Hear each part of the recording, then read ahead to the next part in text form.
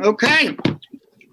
Welcome to the meeting, zoning hearing board meeting for January 5th. Adam, we have to reorganize the board. Do you want to start off with that? Yeah, so for the new year, we'll do a reorganization, which means we need to nominate and elect a new chair, vice chair, and a secretary. So at this time, I will call for a nomination for the chairman of the board. I'll nominate Anthony Zamparelli for chair. Anthony Zamparelli. Okay, are there any other nominations? Hearing none, do I have a second? Second. Second, so nomination by Pam, second by Matt Connors. Any other nominations? If not, I will call for a vote for Anthony Zamparelli to be the chair. All in favor, please say aye. Aye. Aye. Any opposed? All right, Mr. Chairman, here you are. Okay. The floor is yours. Thank you. Thanks, guys, for re-electing me to that. I appreciate that. We have to now nominate somebody as vice chairman. So I will call for a nomination. I can do it. Do I have to do it, or can anybody do it? You can do it. It's up to you. I will nominate Pam. Pam, I forget your last name always. I'm sorry. Van Flunk. She's switching this up on us, so it's very confusing, apparently. We're vice chairman. Or chairwoman, chairperson. Yeah. Chair. Do I have a second? I'll second. Is there any other? Wait a minute. I should have asked if there's any other nominations, huh? For that position, or no? I mean, I nominated her. All right. Anybody? Okay. We have a second. All those in favor, say aye. Aye. Aye. All those opposed? All right, Pam, thanks again for your time. Appreciate it. And now we're looking for that's vice chairman, so don't go anywhere.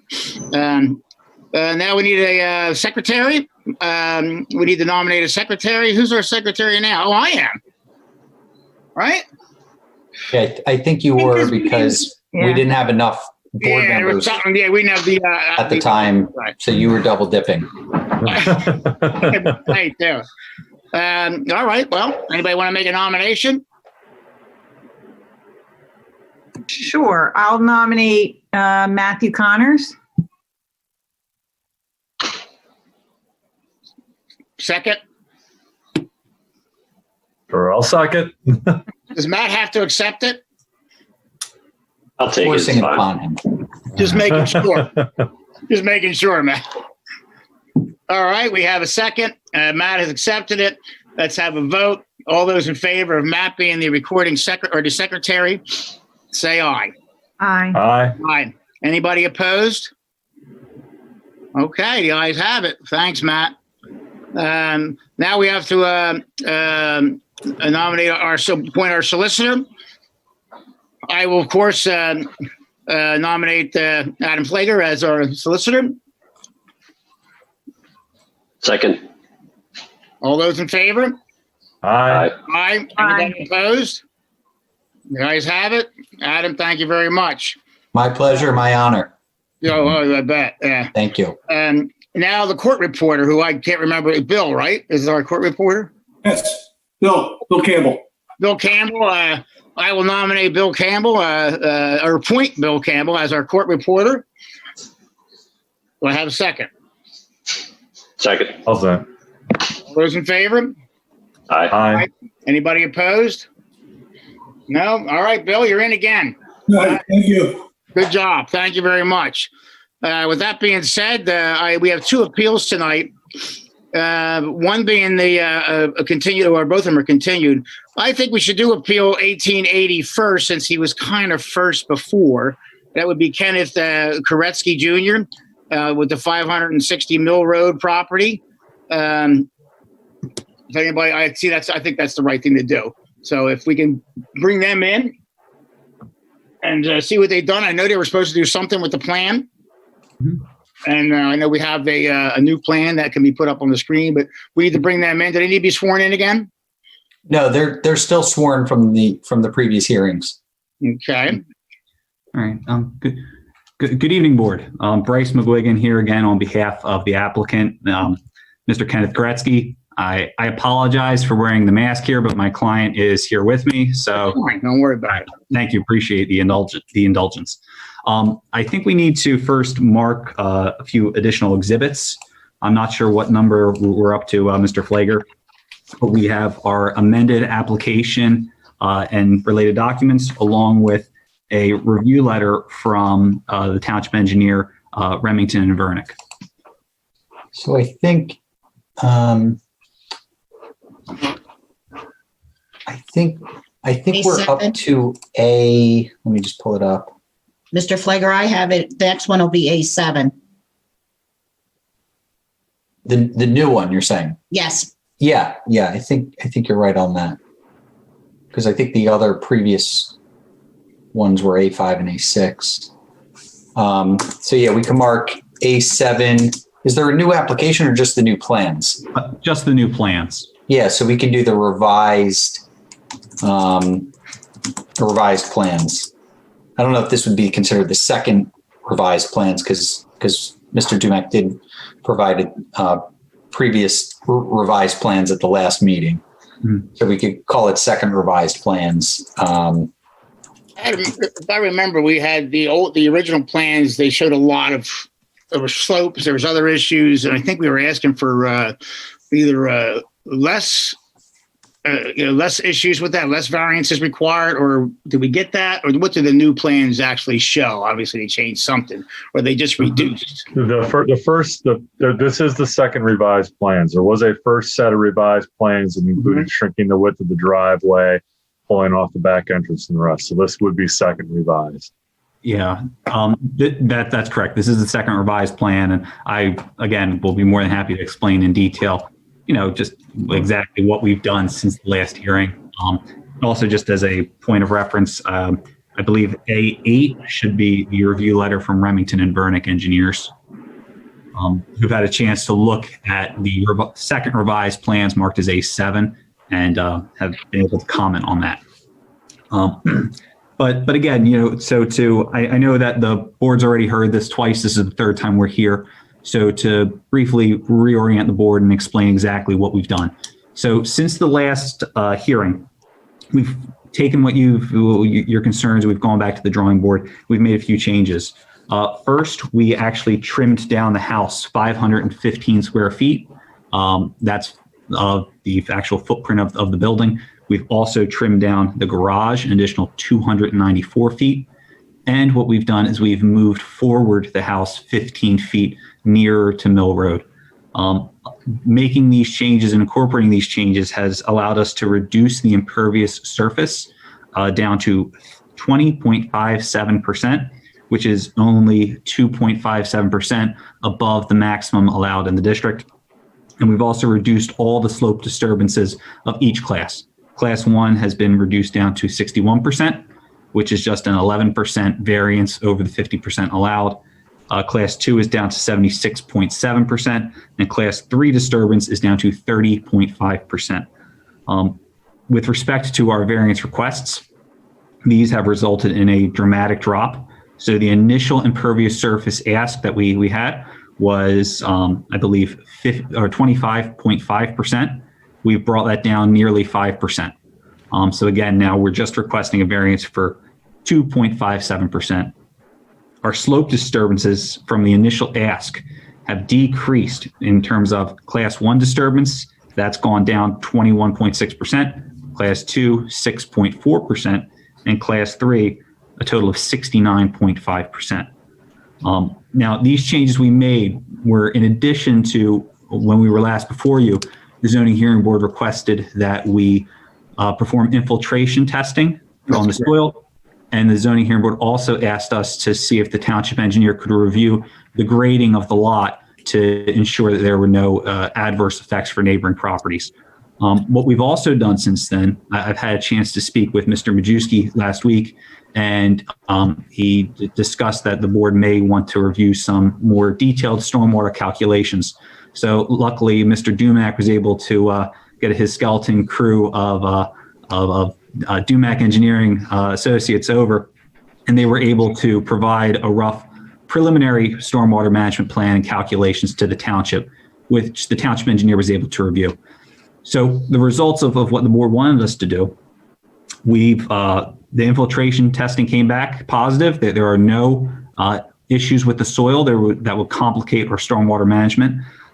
With respect to the township engineer, he was able to review not only stormwater management plans, but also the grading of the lot. He did not have any concerns with the grading. He did not express them in his letter, any concerns with the grading complicating any neighboring properties.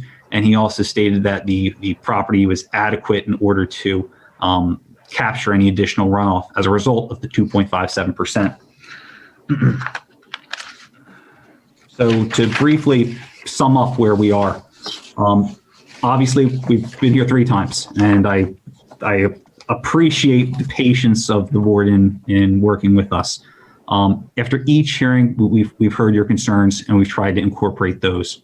So the board was concerned about impervious. We've dropped that, like I said, almost 5%. The board expressed concerns about the size of the driveway initially. We trimmed that and we've removed large portions.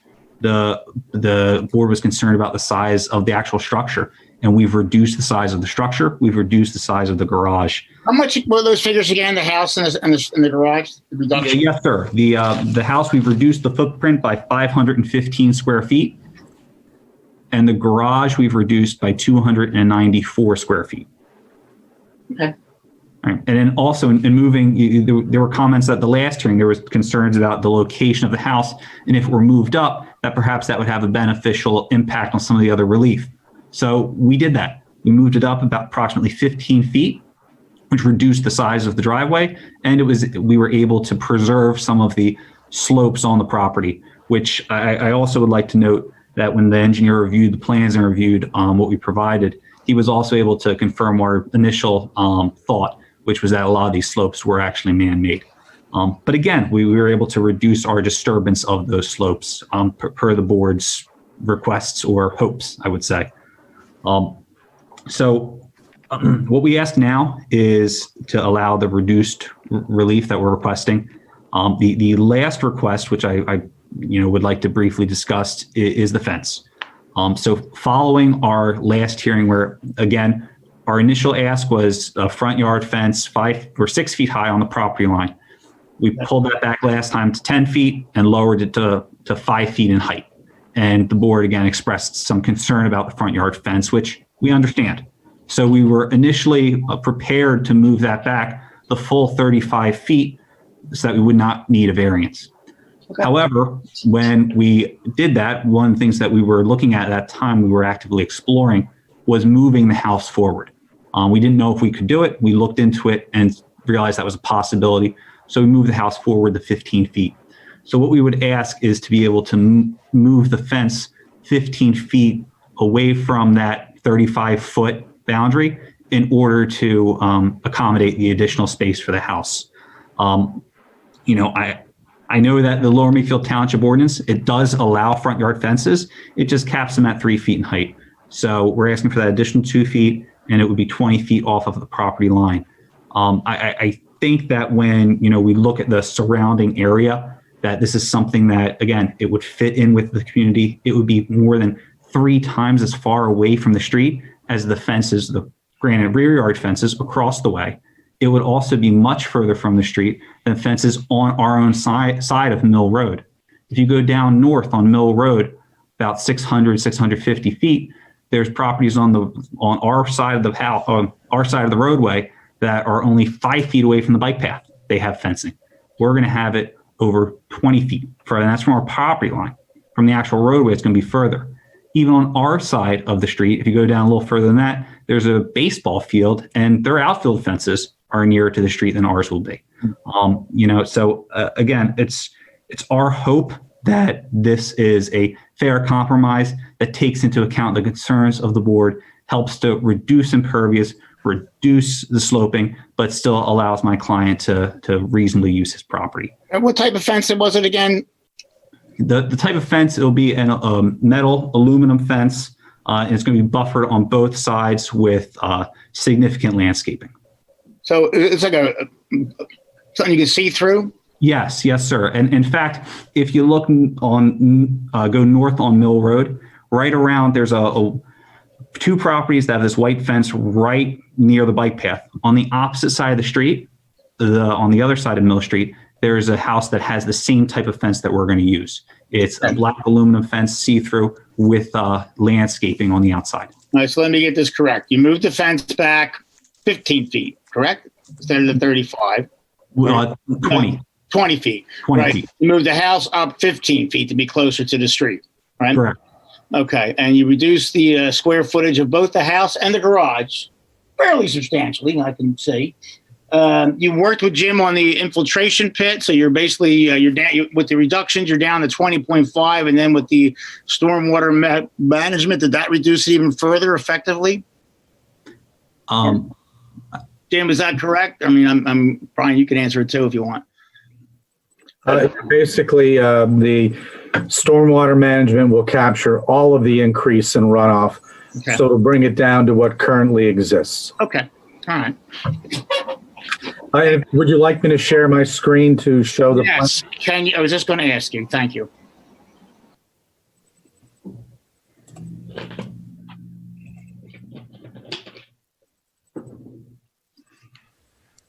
Can you see it? Can you make it a little bit bigger, Jim?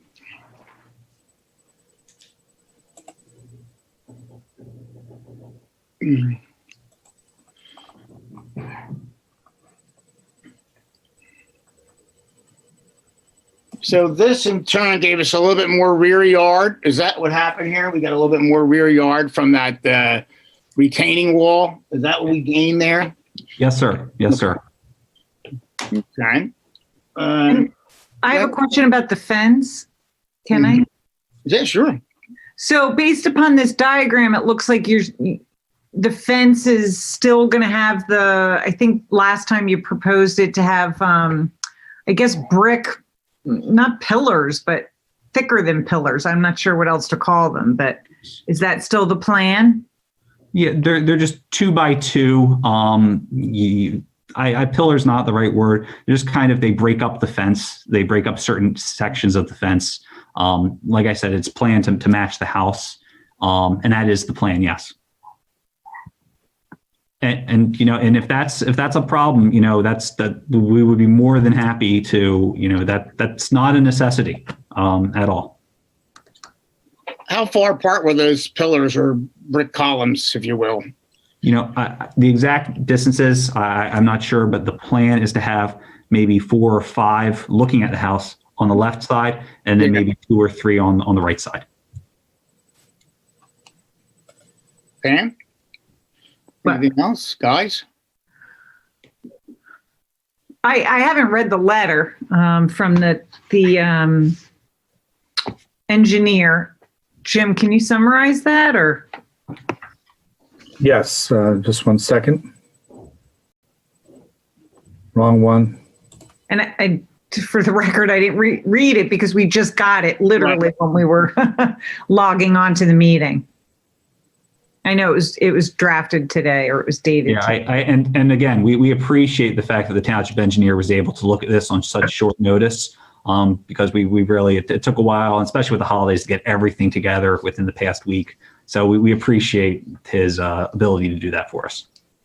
Okay, to summarize the letter from our township engineer, Andrew Pokel, the first comment dealing with the increase in the impervious surface, he did verify that based on the plans, there is sufficient area on site to provide the necessary additional stormwater management to compensate for the increased runoff, and that there are 2 infiltration beds shown. He did make a suggestion that you could relocate the stormwater systems closer to the house to reduce a little bit of the steep slopes right up against the road. That's comment number 1. Comment number 2 dealt with the man-made slopes. Just he wanted to make sure that you were aware of that. And then basically the rest of them are all little minor engineering details that need to be taken care of.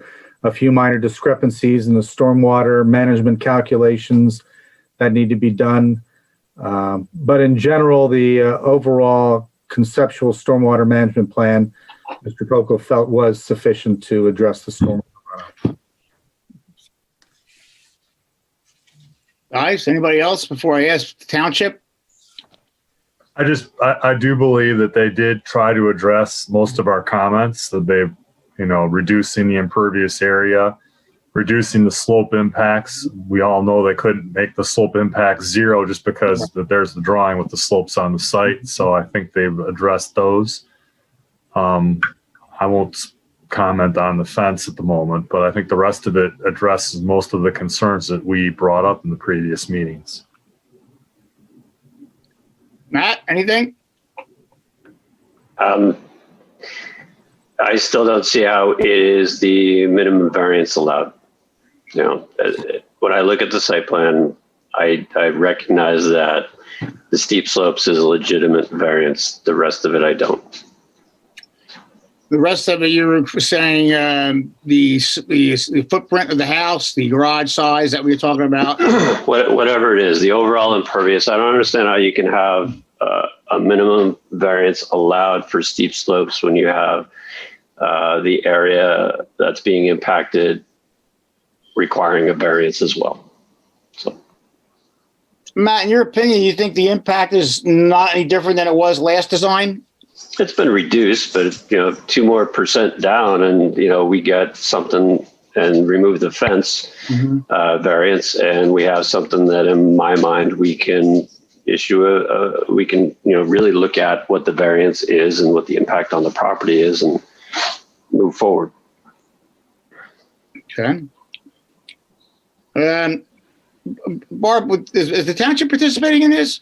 Just, Yep. we've been participating.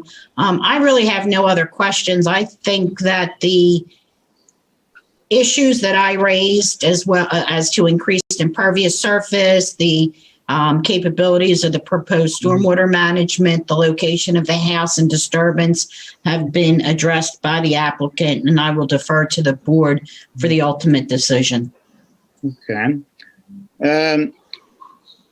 Do we have, I heard from Pete, I heard from you. Is there a public comment on this? Oh, we have no public comment. No public comment. And Jim, and you feel confident that those numbers he gave you are correct, and the soil was tested and it proves to be pervious, because we didn't know that before. And you feel I think you just said earlier, there didn't seem to be any significant impact on the other properties surrounding it based on the slopes. Am I correct with that? Yes, provided they comply with the comments in the township engineer's review letter. I believe that the stormwater management would be adequate to control the runoff from the increased impervious surface. Okay. Pam, anybody? I share in Matt's concern about the fence. So, okay. And he, Brian, I believe it's Brian. And Peters. Sorry. And what? And Peters. we have two different, Peter seemed to be okay with the reduction. The fence is the one thing I wasn't going to speak But to. you're right. But Peter didn't mention about the fence. So we should bring up the fence. And your concern, Pam, with the fence, I have my own concern with the fence, but what is your concern with the fence, Pam? Everything. I don't think it's I just think fences make bad neighbors. Front fences. I think it's not.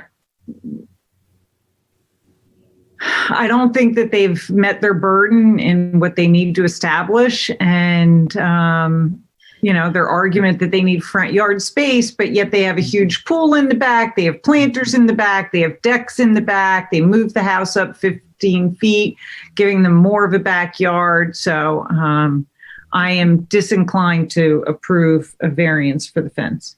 Pete, do you agree with that? Is that your feeling as well? Yeah, I mean, they did effectively create more backyard, more usable space behind the building, a lot more usable space behind the building than there was initially with pulling it forward.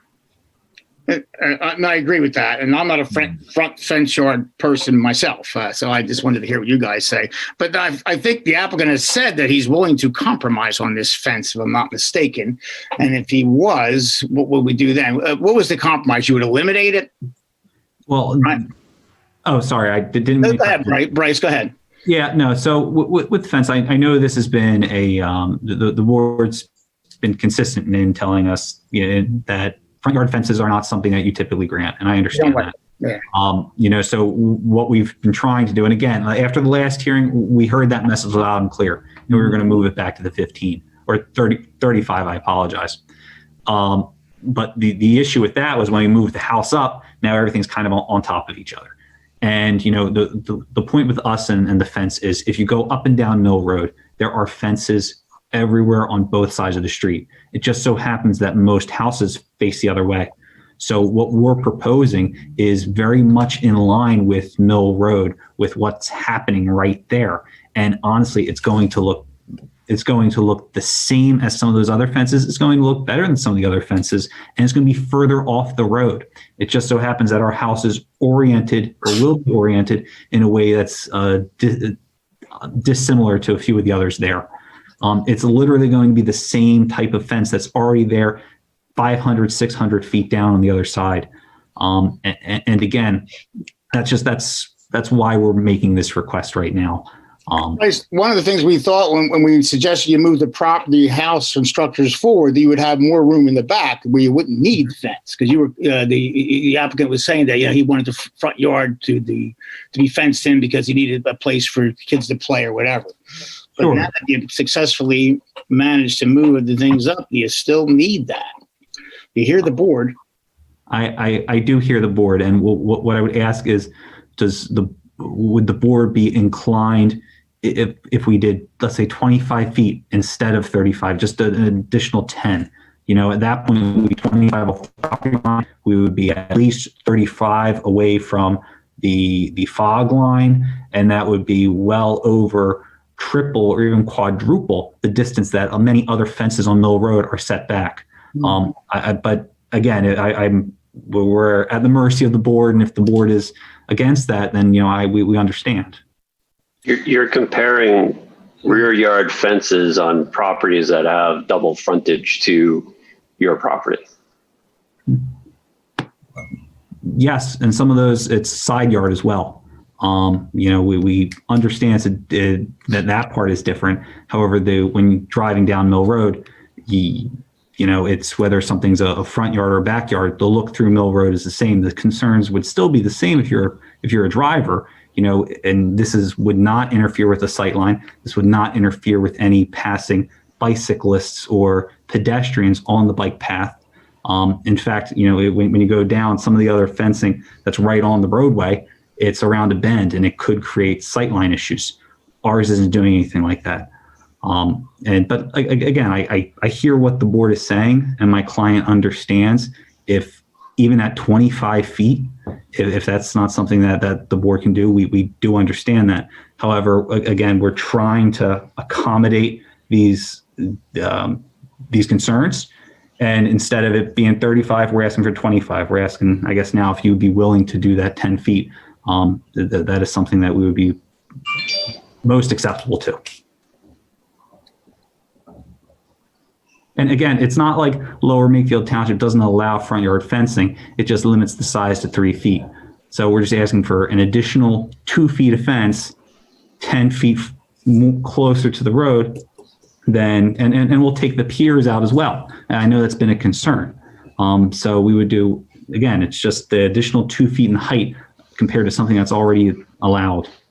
Why not just leave it to 3 feet and then you don't need the variance? I was going to say, I think I'm done. I'm going to deny the fence. So that's just me. I agree with Pam, and if we keep it to 3 feet, I think the board might be inclined to be okay with all that. That's fine. We understand, and we'll see that, but you can feel the feeling. For the fence, we'll operate within the bounds of the township ordinances, and we can withdraw our request for the fence variance. Guys, Pete, Matt, are you happier with that? Or I know Matt still has other concerns. I don't like the fence in the front yard. I'll tell you that right now. But whatever the township allows, 3 feet, I'm fine with that. I do think that's fine. I don't think Well, if he withdraws the variance request for the fence and goes to 3 feet, then it's out of our hands. It's not a variance, yeah. so it doesn't. Yeah. We will formally withdraw that. Okay. That being said, and Bryce seems to be okay with that. Does anybody, that be, I mean, I'm just here listening for emotion. I like the idea of getting rid of the fence, or at least the variance requirement for the fence. I don't really care what the neighbors have. So I just would like to hear Matthew's concerns on the rest of the variance request. Well, it falls back to if your impervious is greater than what is allowed under zoning, then you are increasing the area that you're impacting. And if you have a site has steep slopes that in my mind, you do need a variance for that. And I think a variance would be is a reasonable expectation on this lot. But if you are seeking a variance for another variance, I mean, you're snowballing variances here. So in my mind, until that becomes the 18% and the variance goes away, there's not a minimum, that we have a standard of a minimum allowed variance. You don't have the minimum allowed variance for steep slopes.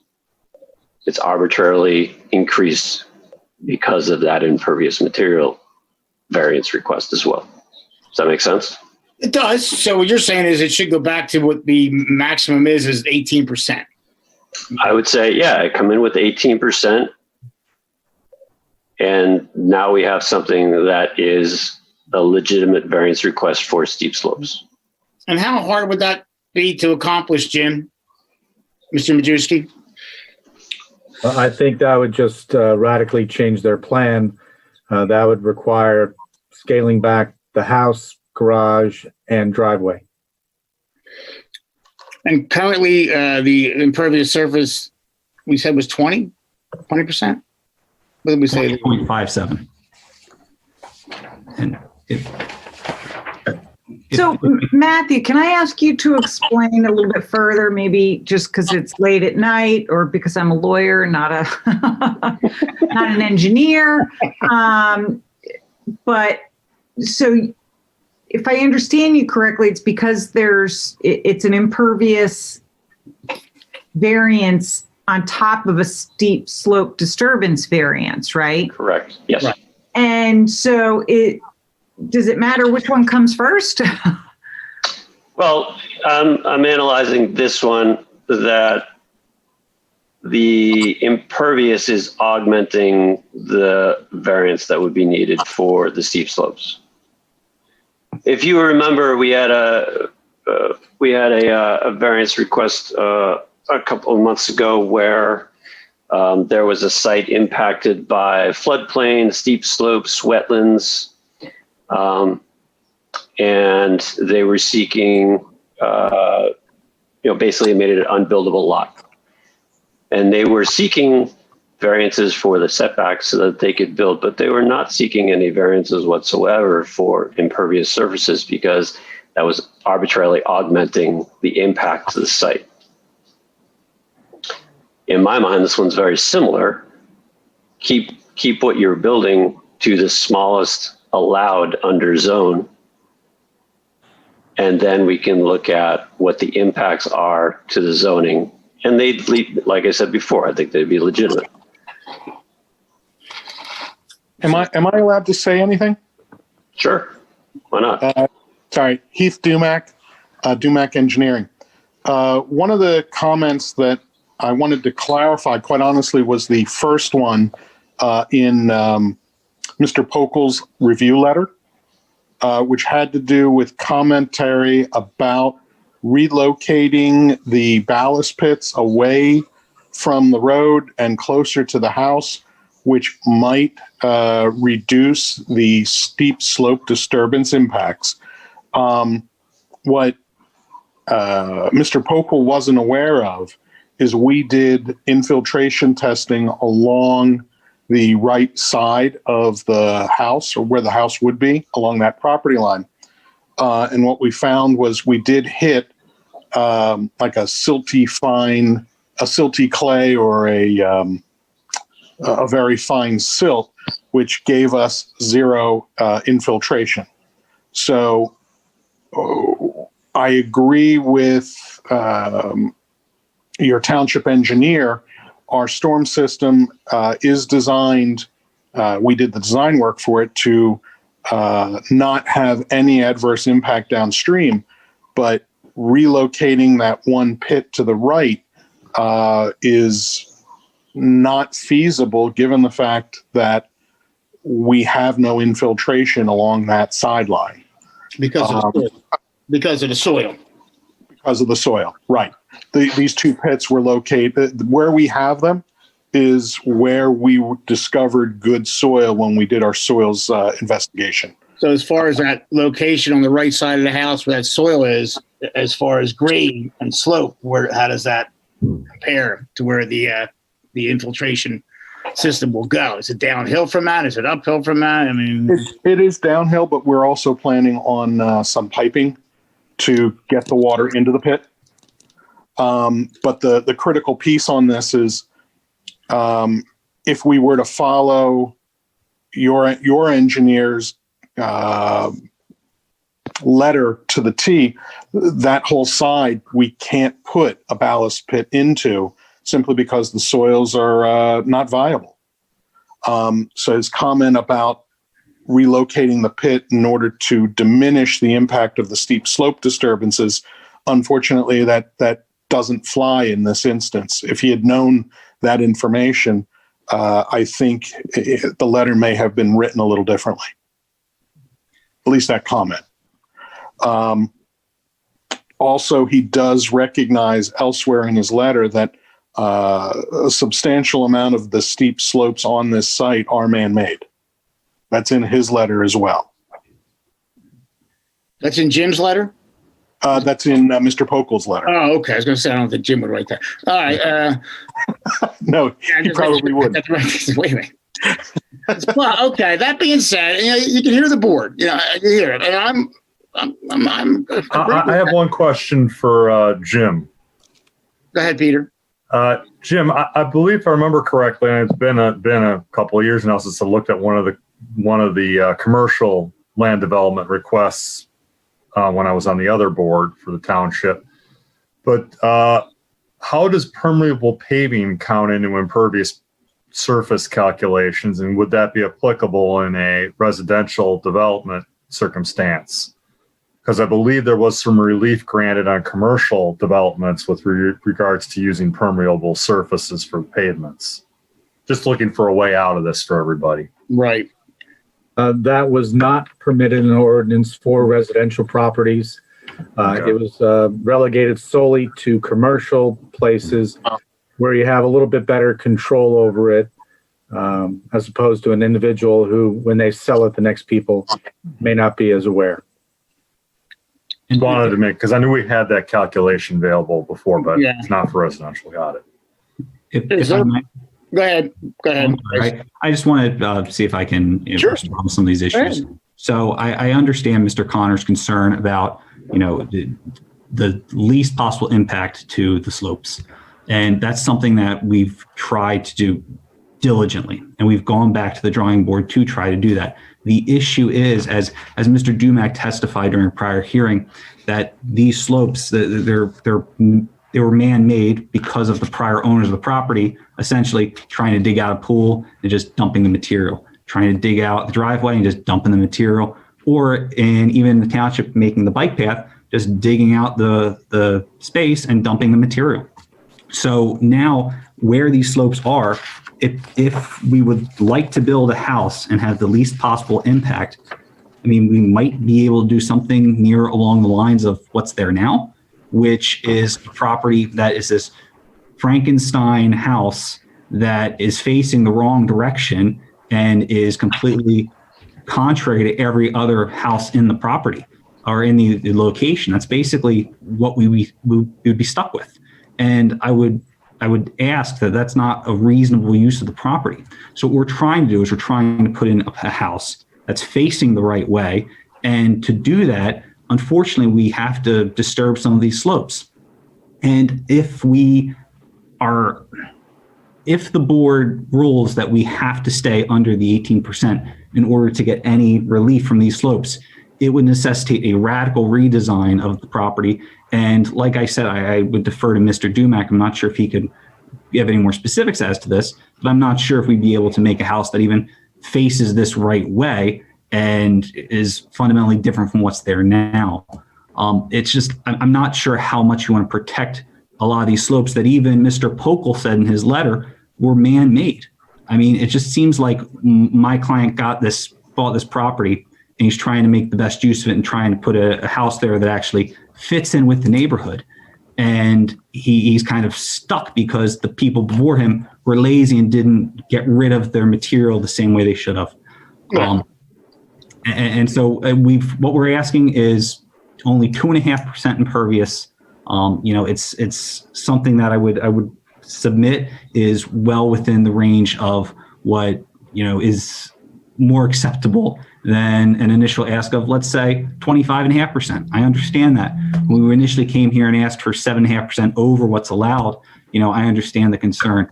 But we went back to the drawing board. We trimmed back not only just the driveway, but the house and the garage, and we moved it up. We did try to address everything the board suggested within our power, and we've reduced the slope disturbance percentages across the board. For the class 3 percentages, we've reduced those nearly 70%. And our only variance request for the class 1, it's 11%. We've gotten that as low as possible. And so we would just request these smaller variance requests and a smaller bit of relief in order to allow my client and his family to develop this property into their home. I understand that, and I appreciate you guys doing all that. That was fantastic. But you hear it. You say, because you're looking at, to get down to 18, it's 2.5%. Take another 1% off, going to be a radical redesign. I'm just throwing it out there. I'm just trying to work this out. I can hear the board. I feel the feelings. I'm trying to work it out for everybody. But I just wanted to add that I think I respect Matthew's viewpoint and I hear what he's saying, but these are man-made slopes, and we do grant variances for impervious surface and they're taking steps here, building the pits to accommodate that. And our engineer seems to be okay with that. That's my understanding, right, Jim? Is that correct? That is correct. Yeah. Okay. So I'm inclined to, I'm leaning towards granting the relief. I don't know if anyone else is, but. So just so we understand the steep slopes thing, the note is number 2. A portion of the steep slopes around the house appear to be man-made. It may be helpful for the board to understand the area of man-made steep slopes on this site. It should be added as a note to the plan. I agree that the steep slopes around the house are man-made.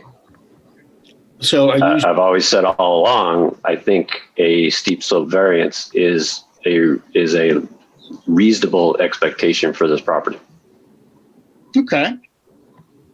Do we have just a quick point of clarification? Has there been any information about what the effective impervious would be brought down to? I don't know if you guys have that information. 20.5. No, effective. It's effective, and it's being brought down to under 18%. They did say that, but they didn't give us the percentage it was being brought down to. They're building it to code. So basically, the PADP code requires there's storms that are involved in the calculation as well as impervious calcs, and they look at the initial site as meadow versus whatever it is at this point. So I asked that before, and you said the effective was 20.5%.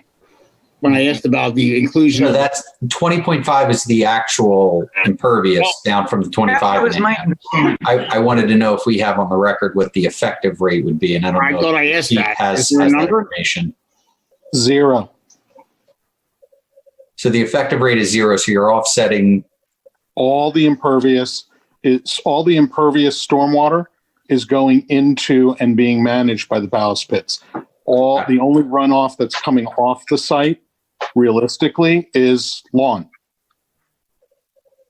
Thank you. So what are we arguing about? Jim raised his hand. Can we hear from Jim?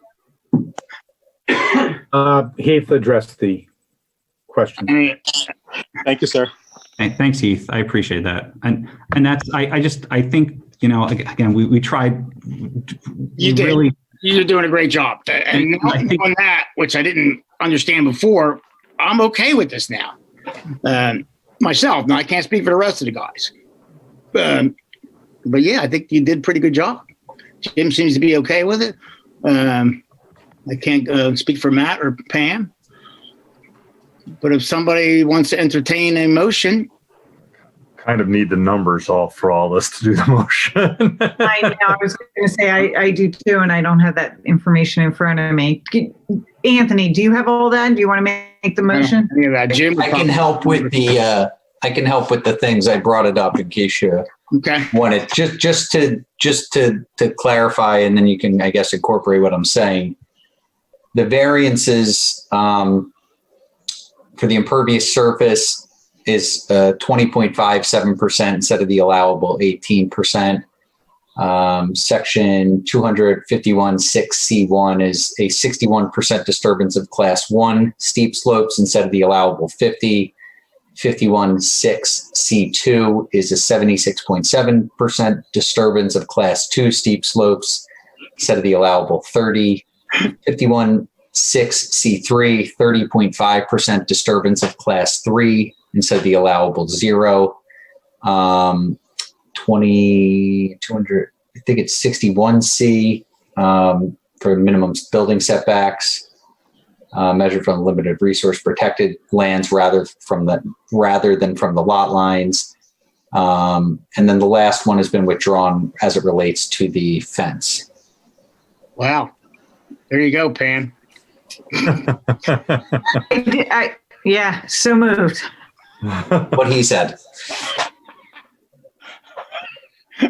Wow. With an effective impervious, with the stormwater being managed to an effective impervious ratio of 0. Is that right, Adam? Is that enough? Yeah, that would be fine, and I think the applicants are okay with the effective rate being 0. And the removal of the fence. yes. Well, they've withdrawn that, so we don't have to make a decision on that. It's now no longer part of it. So instead of it being the 6 variances, it's 5. Okay. So are you making that motion, Peter? Or Pam or any? Move to approve appeal 20-1880 with to allow for an effective for an impervious area of 20.57% in lieu of the 18%. An effective impervious area for stormwater mitigation is 0%. Mm-hmm. I'm going to abbreviate this. Slope disturbance as per the attached calculations. Can that be filled in, Adam? Or do I need to repeat them all through? Class 1, 61% in lieu of 50%. Class 2 slope disturbance, 76.7% in lieu of 30% disturbance. Class 3 slope disturbance, 30.5% in lieu of 0%. And a variance to allow the setbacks to be calculated from the lot lines rather than from the limit of the resource protected lands instead of the lot lines. Correct. I think I have that right. I think it's the other way around. The other way around, from the lot lines in lieu of the resource protected lines. Yes. Gotcha. Well, that sounded pretty good. Do we have a second on that? I'll second. Any discussion? All those in favor? Aye. Aye. All those opposed? Aye. All right, it's 2-1. 3 people, 2-1. You got it. 3-1. Oh, I'm sorry. Who did I miss? Yourself? You. Oh, myself. Right. Very tired. Very tired. I'm sorry. I actually took a nap before this thing, by the way. You're a selfless chairperson. You're not thinking about yourself. I don't know about that. All right. So, and in that motion, I always like to include upon approval of the engineer in those motions. So I just like to say that. All right. Thank you very much, ladies and gentlemen. I appreciate Thank you very that. much. And Happy New Year, everyone. Thank you. All right. Happy New Year. Thank you. Happy New Year. Take care, guys. Very good. Thank you very much. That was good work. Okay, I think I'm gonna, the next appeal before you call it, I think maybe I should wait until you call it. I think you have to hang out in the waiting room while we have this, just so there's a feeling of camaraderie. You need to be involved with this, even though you're. I agree with that. Besides, you need to prepare for however many more months this goes on. This one. Right. Yeah. We only have an hour. We're only an hour and a half into it so far. Minimum is 1 o'clock in the morning. All right. So she's recused from the next one, so she's gone. Barb, I assume, is not participating or not in the next one. No. Barb's in. Oh, Barb's in. Yeah. Barb's all in. Have a good night, guys. Thanks, All Pam. right, Have a good night. Thanks a lot. I appreciate it. All right. Okay. So our next appeal, 20.1 or -1881, and this is the challenge of the validity of the mixed-use overlay ordinance by Dobson, Borda, and McNamara. Step up. These guys are already sworn in, I assume. Some are. We're bringing them all in right now. There's a number. Yeah, the think we traffic have new people, engineer. right? I don't know if he's still testifying, but he was sworn. Who was the traffic expert that was testifying before? I think it was Garrett Meth. Yes. Meth. Yeah, it's Garrett Meth.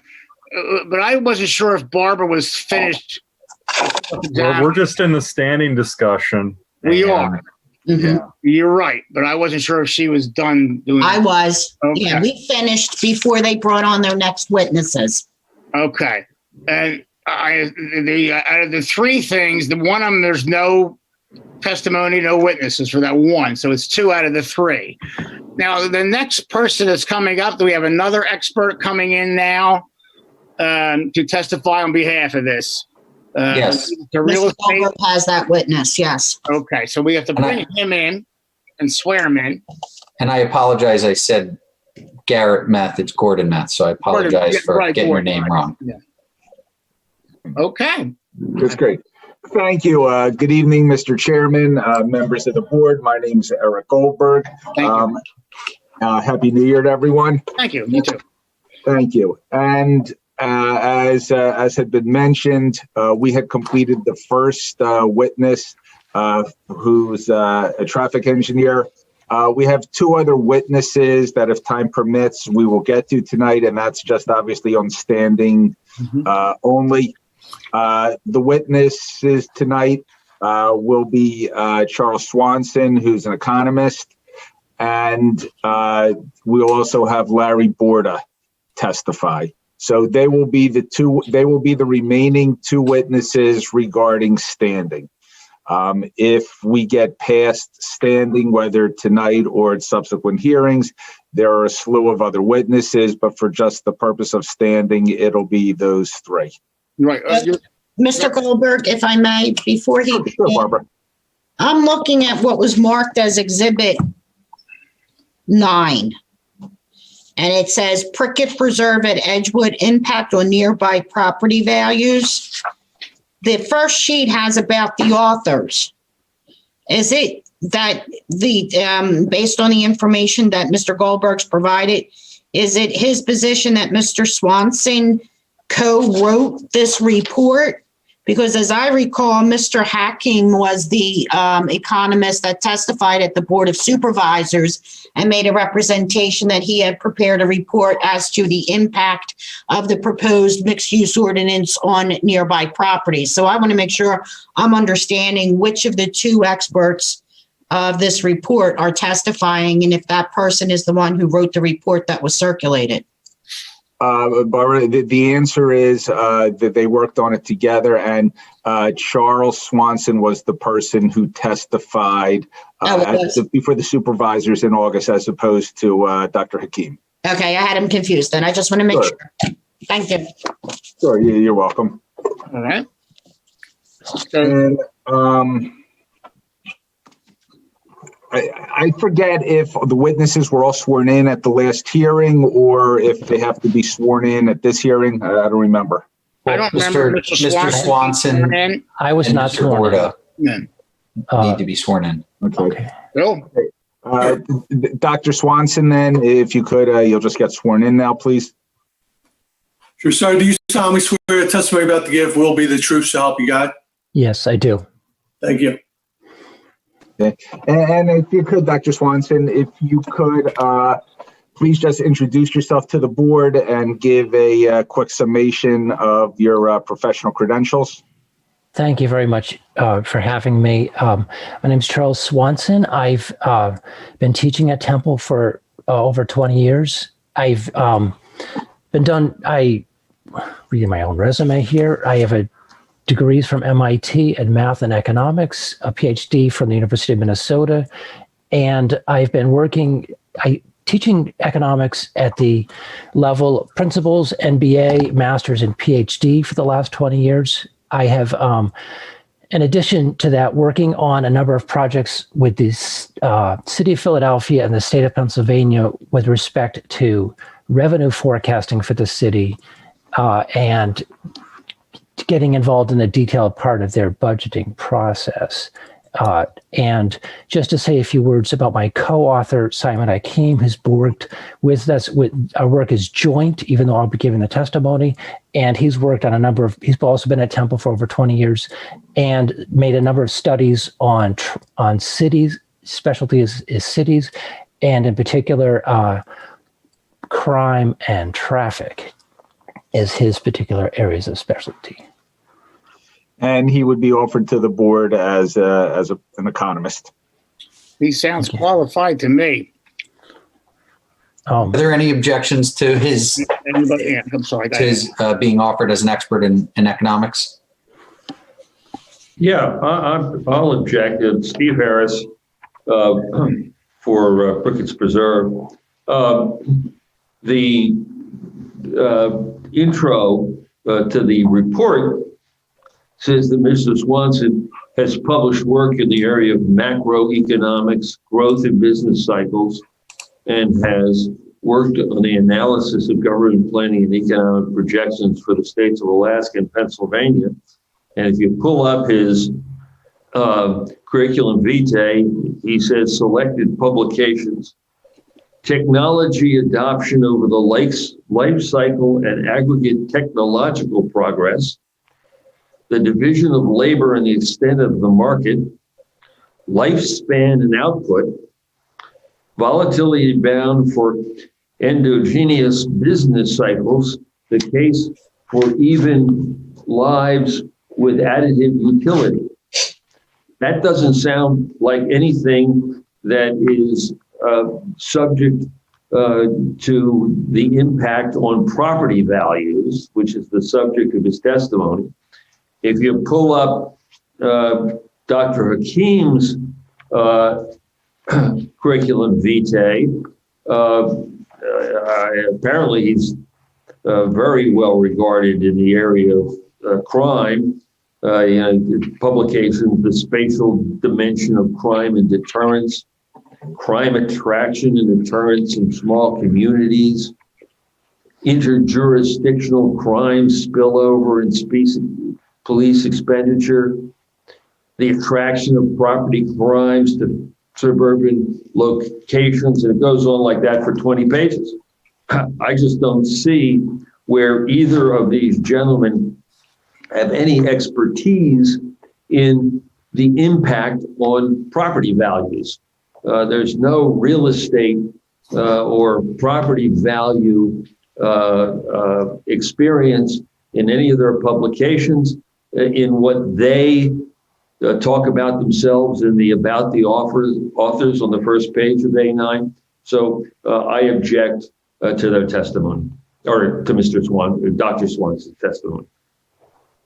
Can I respond? Sure. Thanks. The testimony that I'm going to give is about the translating studies which are international in scope, and they are the impact of some a development on a future, on an expected future property values. This is something that it's a standard. It is a standard set of techniques to translate studies into a specific targeted impact. So when I've done work with the city of Philadelphia for the last 10 years, or the city and the state for the projection, it is really of the same character, where you're looking at a whole slew of different impacts and they of things that affect the city. For example, in the spring, it was the effect of the pandemic. There's nothing on my resume about the pandemic, but it was when it came to the question of what would be the revenue impact for the city of the pandemic, they had to go to me. So if you ask, like, and you can look at my testimony in front of the Chamber of Commerce earlier this year, or earlier last year, you can look at that. So it is the translation of professional studies into the specific application of the case at hand. And that is something that I've been doing for a long time. If I may, Mr. Flagler, I join in Mr. Harris's objections. As I understand it, Dr. Swanson is an associate professor with an emphasis in macroeconomics, which, as I understand, is a review of large-scale or general economic factors, not a specialty in real estate, which he is being offered for the purposes of trying to prove harm by this mixed-use overlay district to the challengers to the ordinance. So I join in Mr. Harris's objections to him being offered as an expert witness. And to just address one last thing, he's being offered as an expert economist, which he is certainly eminently qualified to do. And as noted by Dr. Swanson as part of his duties, this certainly falls within the parameters of it. I'm sorry, within the parameters of what? I certainly think you could offer testimony as an economist, which I think no one's going to object to his qualifications as an economist. And then if there are issues that either Mr. Harris or Ms. Kirk believe are outside of that, you certainly could reserve the right to object at that point about something that may be outside of his area of expertise, or just regular cross-examination on those issues. Adam, would it be appropriate then, just based on what you just said, say that he is qualified as an economist in general? But as an expert in economics, yes, we could say that. He appears to have a lot of credentials in the area of economics. Would that be an issue there? Yeah, and I don't think the objection is I think the objection is whether those qualifications qualify him to opine about property values as it relates to development. Well, if he starts to go into that area, then we, Barb or whoever. Again, you could always have the objections made.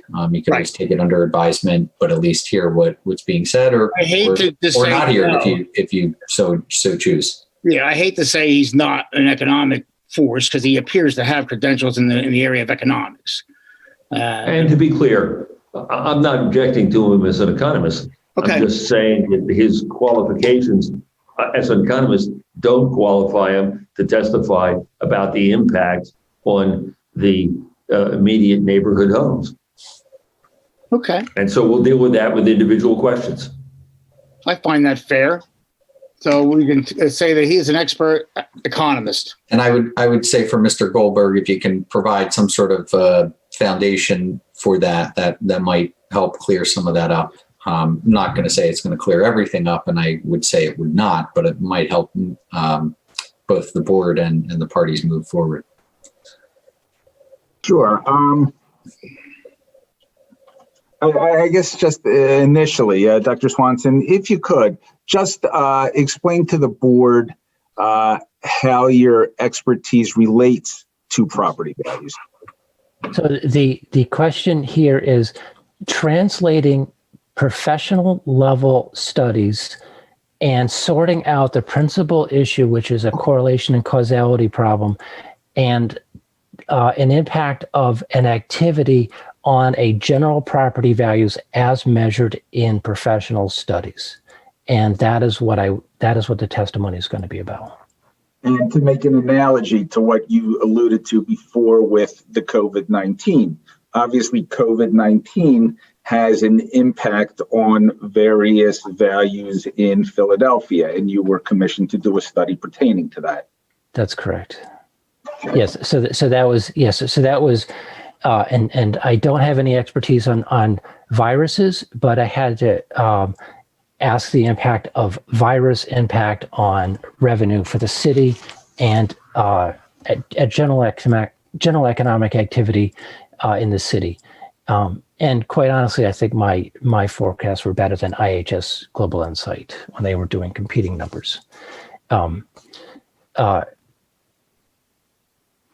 Just for the record. Dr. Swanson, have you reviewed the proposed overlay district as well as the proposed development?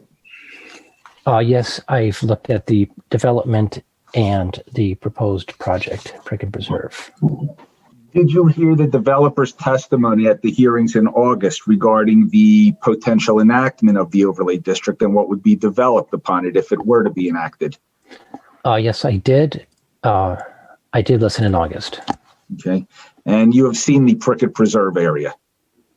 Yes, I've driven by the Prickett Preserve area. Okay. What is your understanding as to what will be developed on the Prickett Preserve property? My understanding is there'll be three components. The first is a Wegmans, about 100,000 square foot grocery store. The second component in the proposal is a 50,000 square foot high-end retail, about 5 or so buildings, and the third component is a apartment complex which would have 200 units, 100 with one bedroom and another 100 with 2 bedrooms. Those are the three components. And based upon your attending the hearings in August and the developer's testimony pertaining to what would be developed on the properties, what were the proposed rents as articulated by the developer for the apartments? The expected rents would be $2,100 a room for the 1 bedroom, as I understood it, and $2,700 for the 2 bedroom. And who was the target renter for those apartments? If you're going to pay $2,100 a month, it's about $25,000 a year, and typical revenue expenditure on housing is between 17 and 20%. And to cover $25,000 a year, the 1 bedroom person would probably be would have to be earning $126,000 per year for the occupants of the 1 bedroom, and the occupants of the 2 bedroom would probably be having to generate about $162,000 per year for their 2 bedroom unit to cover the $32,000 per year. Okay. And the target audience the target renter, according to the developer, was a mix of retirees and very young professionals in their 20s. That's correct. Okay. And do you believe, based on the target audience as well as the proposed incomes that are needed to make this work, that what the developer's proposing is financially viable for these apartments? Objection. And this is exactly where my objection to the expertise was. You might be an economist, but this is real estate testimony. Mm-hmm. And I understand that Dr. Swanson said, look, I'm a guy who takes studies and interprets them and develops testimony regarding them.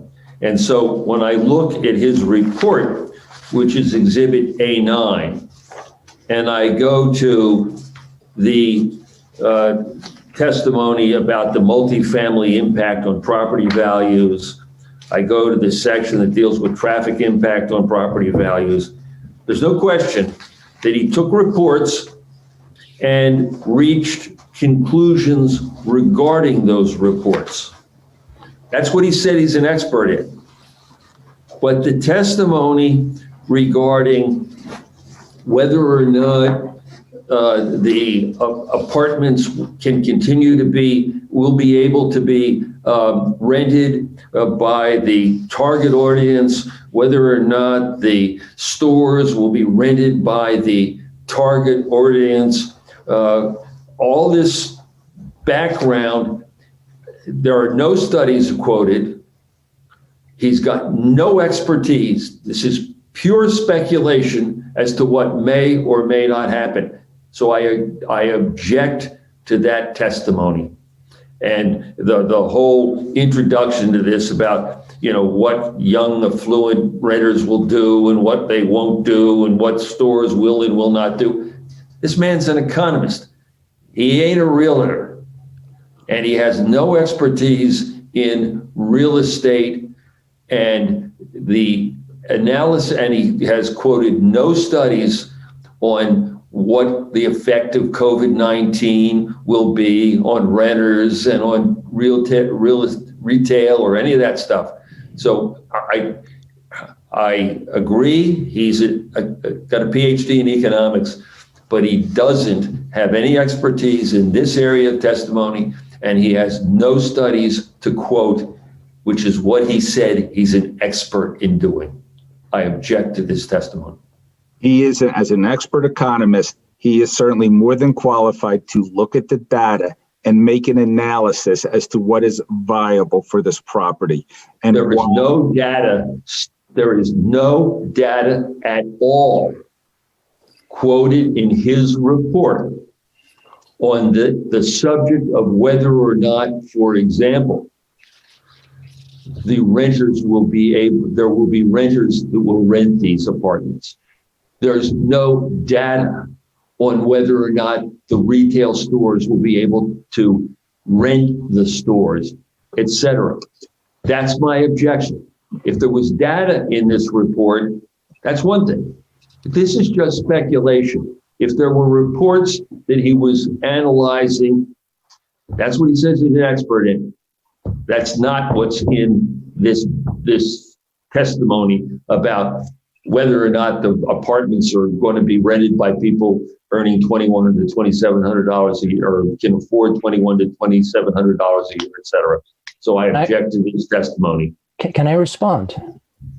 No, it's not your response. Oh, okay. Well, I'd like Goldberg's response. I'd like to hear Mr. Goldberg, I think, responded already, but I tend to agree with Mr. Harris that particular element, I don't see how he's qualified to make that assumption. And again, if there is no reference to a study to support it, then I too wonder where that is coming from. If I may say something, I know that area very well. And I respect Dr. Swanson, of course, with your economics prowess. But Mr. Harris is really right, and so is Adam. I had in-laws renting right down the street at $2,400 a month. So I'm not sure you're accurate. I'm not saying you're not, but it does sound a little speculative. I have to say, because I know for a fact I had people rent right down the street at $2,400 a month. Now, I don't know what kind of people are going to rent there, young, old, I don't know about that, but I kind of think that you're a little off on that number myself. If I could, he is certainly entitled to articulate the reasons why he believes that. Absolutely. But just a moment, I disagree with that. Yeah. This is a question, and this is why I objected to his expertise. When he gets back in the part where he's going to cite this study and that study, okay, he's an economist, that's what they do. But up front here, on whether or not these people are going to be able to rent, whether they're going to be able to rent the apartments for the number that they say, whether they're going to rent the stores for the number they say, there are no studies. There's no basis for his testimony other than speculation. And so the put a bow around it, my testimony he doesn't have an expertise in that, and so I object to it. When we get to the part where he wants to talk about studies, about the effect of multifamily houses, about the effect of retail, there he's got studies and he can testify about them. That's what economists do. But this stuff up front is speculation, and therefore I object to it. And why doesn't the board at least hear what his basis is for coming to this conclusion? He's entitled to do that. Whether it's written in a report on page 1 or not doesn't detract from his expertise and what it is and what his opinion's based on. I would agree with the problem is he doesn't have any expertise. I would agree with Mr. Goldberg on that. If it's something that an economist would regularly reference in formulating an opinion or drafting a report. So I think you need to have a little bit more foundation in order to bring in that type of testimony. If it's not, then I think Mr. Harris's objection is well founded. Then Dr. Swanson, having listened to what was said above, could you please explain the role of an economist in evaluating the property values and what your opinion, if you're allowed to testify to it, is predicated upon? The opinion is predicated on the demand for the employers at that level and the vicinity of the people who would be occupying the property and how far away they would go in paying that rent. What would their other options be? And the question is, in the event of a pandemic, you get one answer. In the event of the pandemic being over, you get a different answer. In the event of a pandemic being over, you get the situation where the people would want to move back to the city. In the event of the pandemic continues, you have the problem that we don't have studies for this because the pandemic is such a new thing, but we do have the problem that when you're building real estate during a pandemic, the nature of the character of the property has to be different from what's specified. So we have no pandemic, and we have the people being drawn to the city, and at that income level, they have alternatives to these to the property in Lower Makefield, closer to an inner city such as Philadelphia, whereas the amenities. I'm sorry, I didn't mean to interrupt.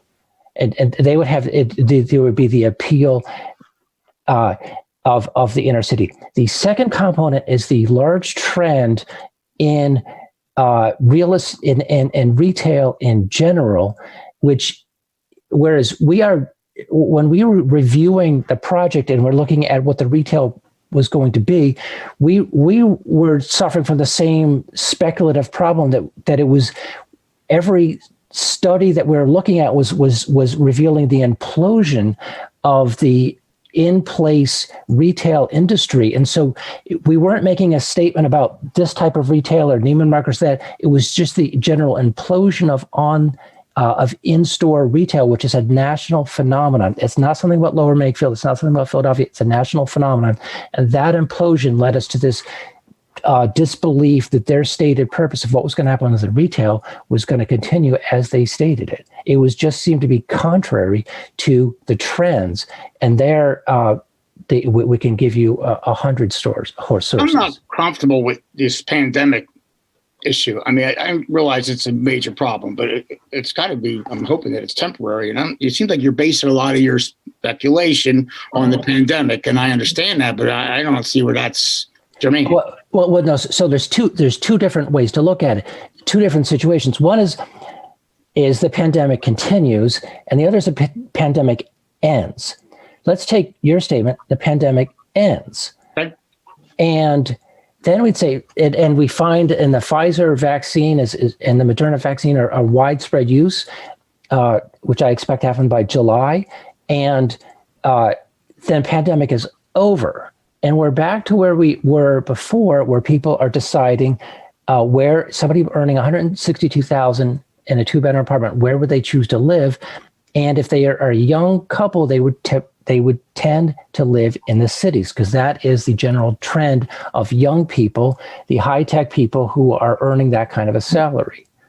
That was the basis of the statement. So it was not the alternative is the pandemic continues, and that's a different scenario, but that's the restructuring of the house. The real estate decline is just a trend, which is a national trend. The in-store real estate decline is a national trend that really has nothing to do with this particular project. But Dr. Swanson, and you being an economist, if that was the case, and these kids or older people would want to be closer in the cities, which the rents are much higher, would that make sense? So if you say Lower Makefield, that area there from the city is what, 30 minutes? That's not far away. And that would be probably substantially less rent than in the city. So your theory really doesn't hold up. Well, there is what is true is the rents in the city are higher, and they are getting a rent of $2,700 a month for a 2-bedroom is not high. But there is the general tendency, which is the further you are from the sort of the core of a city, the less you'll pay because you're paying basically a commuting tax. So there's a price of commuting, and when you live in the city, you're paying more in rent, but you're paying less in the commuting cost, and the two cancel each other off. So that's perfectly accurate. I mean, there's city tax, you pay there. I mean, I just know a few people I know that work in the city that live in Lower Makefield. I mean, everybody must know that. I mean, I go to the city all the time to inspect, and I live here in Lower Makefield. It's a 25, 30-minute drive. I had a coworker who worked at Temple and lived beyond Lower Makefield. She worked with her husband, lived with her husband at Princeton, which is even further. Her commute was even further. It is possible. But just as a general, this is the studies, there's a general consensus of that there's a commuting tax. The further you live, sort of the more you are paying in your commuting fees. Now, it is true in Philadelphia, you are paying a wage tax, 4% wage tax. You are also paying higher property taxes. If you're a renter, you're not paying the property tax, but you are paying higher fees in the city, but you're also paying a commuting cost if you live in Lower Makefield. So there are people that live in Lower Makefield and work in Philadelphia. It's not such a strange thing. But for a young person, age 25, 30, which is the target as it was described, that target group is much harder to fill up. The response of the developers was, well, people coming up and down Route 95, they will fill these apartments. Well, there's, I know you don't, maybe don't figure in the economy or economic point of view, but there is intangibles about, living away from the city that people are willing to pay more for because they're not in the city. And that has to be considered as well. And I just know for a fact, because I know people that live here that work in the city. I would imagine a lot of people who live in Lower Makefield put up with flooding issues and other issues, but just to get the peace and tranquility, which has its own value. There's no doubt that peace and tranquility has an economic value. There's no doubt about that. And Dr. Swanson, I know you and the chairman were going over cases, and certainly there are people who live in Lower Makefield and work in various other locations. But what you studied is really just a general grouping, not necessarily individuals, correct? But rather just a general analysis of what people are more likely to do, correct? Yes, it was labor markets and what people would the tendency to do and the tendency, how that would jive with that particular project. So the project, the target, our analysis really was focused on the trends and how they fit into this particular project. And in terms of the trends for this particular project, you analyzed what a typical retiree might look for, as well as what a particular young professional might look for. Yes, we had to look into that. So the young retirees would be looking. I'm not going to beat this horse to death, but this is speculation. there's no data upon which to make these conclusions. So I'll just object and then I'll be quiet. Okay. Thank you, Mr. Harris. And Dr. Swanson, could you articulate what this is predicated upon? So data that this analysis is predicated on. So there's the trends, and one of the trends is the decline in real estate of retail, in-person retail, the national trend. Everybody knows about that. Online is taking over, and as a result, the question is what is happening to malls. Malls are developing, converting from retail to residences and large scale, and they are trying to attract the wide set of amenities that are appealing to early retirees, among them medical, among them safety, among them easy access to dining, quick access to dining. For the young people, it's sports clubs, nightclubs, and a different sort of activity. It could also be, for some people, I have to concede, bike paths, and bike paths are something that young people do like. Am I getting an echo?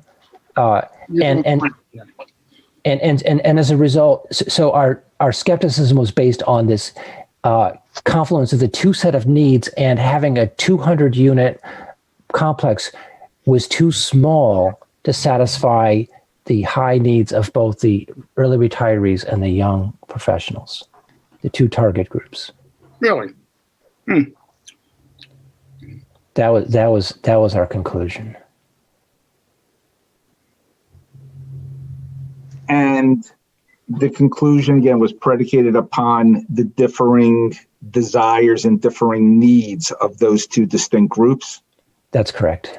They have, their needs are, the 25-year-old wants the dynamic nightclub and the gyms.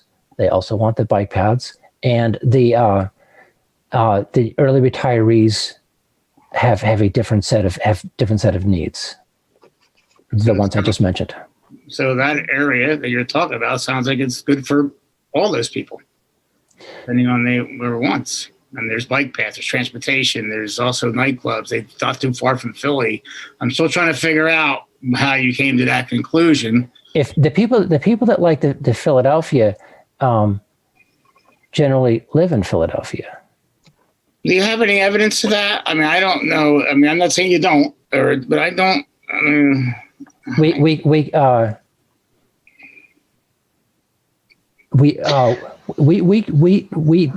could easily provide that.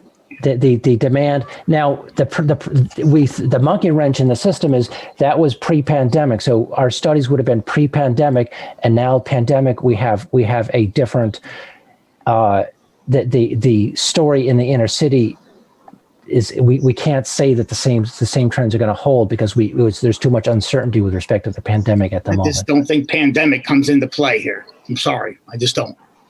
I can't use that. I mean, to me, I can't speak for anybody else, but I think that's it. I wish that pandemic was over, and I have also testified elsewhere that I do believe the pandemic, that the vaccine, this was last year, that the vaccine would be available in widespread use by July of 2021.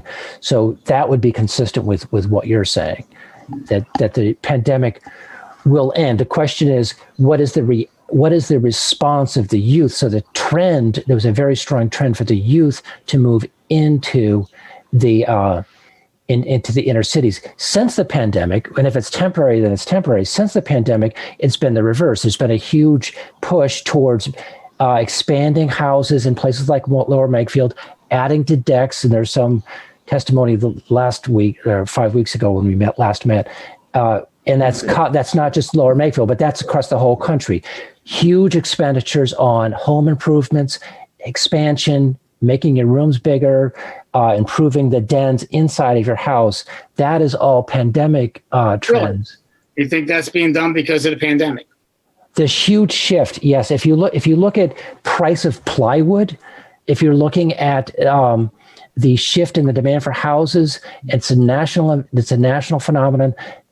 There's no way that you can associate it to anything other than the pandemic. The huge increase in the price of plywood for home construction. I understand there is some effects of the pandemic and those prices, and I agree because I'm in that trade. I got that.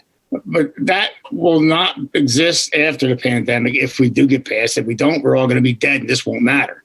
But but I have to be realistic and say, if that's over, I mean, I live in a house that I love, and I get a mortgage, and I'd go to Philly almost 2-3 times a week. And I don't see a problem. I got people that rent over just down by those railroad tracks, which Mr. Gordon brought up last time, that pay $2,400 a month, and they're retirees, and how much money do they have? I don't know. They apparently have enough for that. And I mean, I just don't know. I think you're being a little speculative, and I don't know if you're even being correct, quite frankly. That's just me. So there's the retirees, and generally speaking, my own mother lives. She's paying in places that she's paying more than $2,400 a month. I could tell you that. It's not in the Senate. It's in Connecticut, but she has quite a few amenities, and they're very different. And she's paying more than $2,400. So I would not say that you're not going to get $2,400 a month for apartments. I mean, my mother, she's a modest income person. It's this property here when you combine the young with the early retirees. So if you run down the list of nearby places, Polo Run, 1 bedroom, $1,500 to $1,800. This was January of 2020. 2 bedrooms, $1,800 to $2,000. Polo Run, maybe it's a lesser establishment. The Edge Apartments, $2,300 for the 1 bedroom, and $2,700 for the 2 bedroom. Roughly $2,000 to $2,700 for the 2 bedroom. What you also find there is a high vacancy. You have quite a number of vacancies, at least in January of 2020. If you go down to Woodcrest, 1 bedroom, roughly speaking, $900 to $1,000 for a 1 bedroom. The Commons, it's roughly for a 1 bedroom, it's $1,000 to $1,200, and Castle Club Apartments, it's about $1,000. Pembury Courts, 2 bedrooms, it's $1,200 to $1,300 for the 2 bedrooms, and so you are. Well, I wish you had the actual. I know you're saying it. And I know those areas, the Commons, I do know right down here right by Big Oak, those apartments there by the railroad tracks, which you guys use in your study. I don't know what that is, Polo Run, the Commons, I don't know what it is, but I just know those apartments are $2,400 a month. And they're right down the street. So when we looked at the rents, these are the dollar values of the rents, and some of them are quite full, but there's slightly lower rents. And so in the non-pandemic world, the tendency for the young people is to go to the city, and that was a national trend. It was a strong trend for people to migrate toward descendant. Once they start forming their own family, then they're moving. Recently, the trend had switched from once they're forming families to single family homes. Okay, but you say national trend. I've lived in several places, and cities always end up being more expensive, of course. So you have a trade-off there because you live there next to your job. But you don't have the tranquility that you might have in the other areas. So I'm not saying I disagree with you, but I just know there's intangibles that you're not putting in here, and you're being speculative in some of these areas. Well, there's no. It's not like if you drive through Lower Makefield, the houses are empty. The houses in Lower Makefield are full, and you pay a fair amount to live in Lower Makefield, and you must be the case that you're willing to live there precisely because it has value. Like, people aren't foolish that are living there. They're people are decisive and how they're going through their life plans. And it's, when I listen to people talk, they make perfect sense. Their decision making is consistent with deciding what to do with themselves, their families. And when you pay a little bit more, one of the things you're paying for is a community. Another thing you're paying for is a tranquility. And that does have economic value. There's no doubt about that. It's a question of families doing that, early retirees doing that, versus young people aged 25 to 30 who are making the high income targeted people. And since the targeted clientele was a mix of the early retirees and the young professionals, mixing those two together was something that it raised our eyebrows, just because the draw from the competition from the cities in a non-pandemic world is just too strong for people of that high income level. So what if you contrasted the retirees' income with the 30 to 40-year-olds old who make much more money with two incomes? I know that's not what they're saying, and I got that. Wait, if you have two young people living together? Well, husband and wife, yeah. Yeah. So now a typical husband and wife, once they get married and they have a family, their tendency now is to get a single family home. That is the trend. That is the trend. And that explains the behavior of the majority of the people living in Lower Makefield. But you still would require some introduction to the real estate, but moving upward mobility by starting in some kind of a plan. Right. So if these are rental units, then you wouldn't. But you definitely do. There's you buy a small property and you trade up to a bigger. Correct. Right. That would be the standard progression that people would have, and paying $32,000 a year in rent is money that you don't. It doesn't go toward building equity in a property. It doesn't, but when you buy a home, you're paying all money and interest. So there is some kind of trade-off, and you're not really mentioning that part. When we say that people spend 17 to 20% of their income on their housing, that 17 to 20% could be the interest. It could be the amortization. It's the property taxes. It's the whole mixture. It's all of those things together. If you have, you pay a lot of money for a house when you add up all of the components. There's no doubt about that. And I agree with you. Can I? We're supposed to be hearing testimony about. This is just standing. It is standing. I got that. So I think we need to focus on that instead of getting it. If we end up having a full hearing, we can get into all of these details. Right. At the end of the day, we really need to focus on why, even if you accept Dr. Swanson's assumptions or report and opinions as true, how does that relate to the three applicants? Okay. And understanding. So I think we should focus on that. Thank you, Adam. And that's like, we need to get back on track. Yeah, Matt, sorry to interject on that. Okay. Thank you, Adam. Yes. And getting back to that, and we should. So where's the aggrieved here? Where's the issue here? I'm just trying to. Hey, Eric, do you want to ask the question? Yeah, well, actually, just to continue, well, you'll get to that, and then you will be able to answer that. But just to kind of briefly take a step back and address some of the issues before as to what his belief is predicated upon, that there are concerns about the viability of the rents being sustainable that are being proposed for this. You looked at apartments in the nearby vicinity, one of them most notably Polo Run, correct? That's correct. And Polo Run's located at 100 Polo Run Drive, Yardley, PA. It's located in Lower Makefield, though, correct? That's what I believe. 100 Polo Run Drive. And you had talked about what the typical one-bedroom rent there is what again? But it's typically. We were trying to get past that.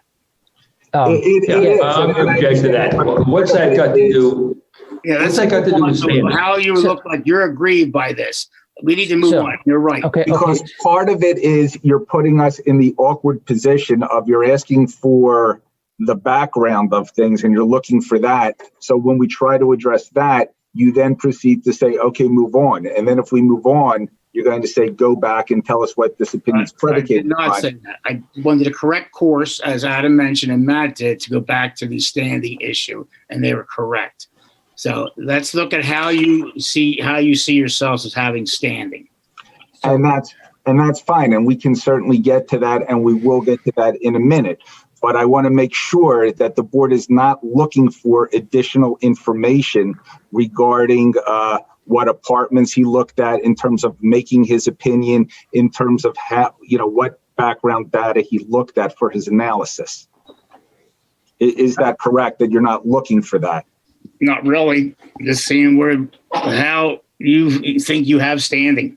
Okay. So basically what you're saying is you're presuming, for the sake of this argument, that what he's qualified to testify to this, and I'm not putting all this into the record, basically just get to, what is the injury or what is the standing, and just move right into that, correct? I'm not saying I agree his testimony, but yes, I want to see, yeah, you're exactly right. Okay. Then with that in mind, just give me, one or two questions before, and then we'll get, directly into your question. Dr. Swanson, based on, what you just heard the chairman talk to, or how he wishes to proceed, you believe that the rents for the apartment will end up being lower, correct? That's correct. Okay. And that is because you don't believe what is being proposed is financially viable. That's correct. He's not a real estate expert, though.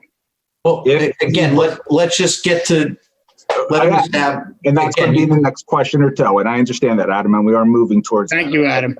Yeah. Okay. And if you believe that what is being proposed is not accurate and will not happen, and instead the rents will be lower, and you believe they will be significantly lower, and it will have a different impact, and I'm sorry, there will be different clientele in the apartments, how will that impact the surrounding area, most notably the area around Heritage Drive?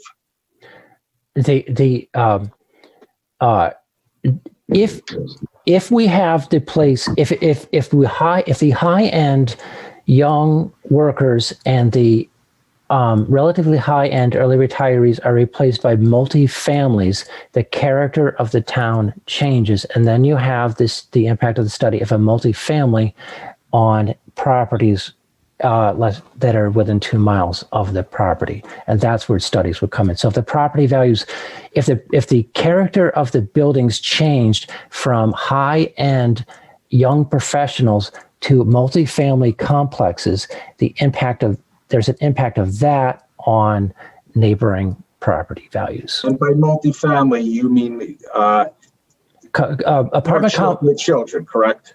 Yes, with a complex where roughly 30% of the people would have kids. Okay. So, and you believe that is what would happen, or what will happen with these particular apartments? We believe that that's quite likely that that's going to happen. We can't say with 100% certainty, but it's quite likely. Nothing can be said with certainty as to the future, but you believe it is very likely. Yes. Remember, we can't look at the future. We got to look at now. What's going to happen? Well, not in the future. I don't know what's going to happen 10 years from now. When I work for Philadelphia, all I look at is the future. That's the only. I can't agree with that. Adam, help me here. Well, no. The issue is whether the development will. His report and testimonies about whether that will affect the property. So obviously anything he's going to talk about is the future because this hasn't been built yet. You need to have imminent. You can't have, but you can't have, you obviously can't testify about what's happening now because it hasn't been developed yet. So he has to have some leeway to talk about that.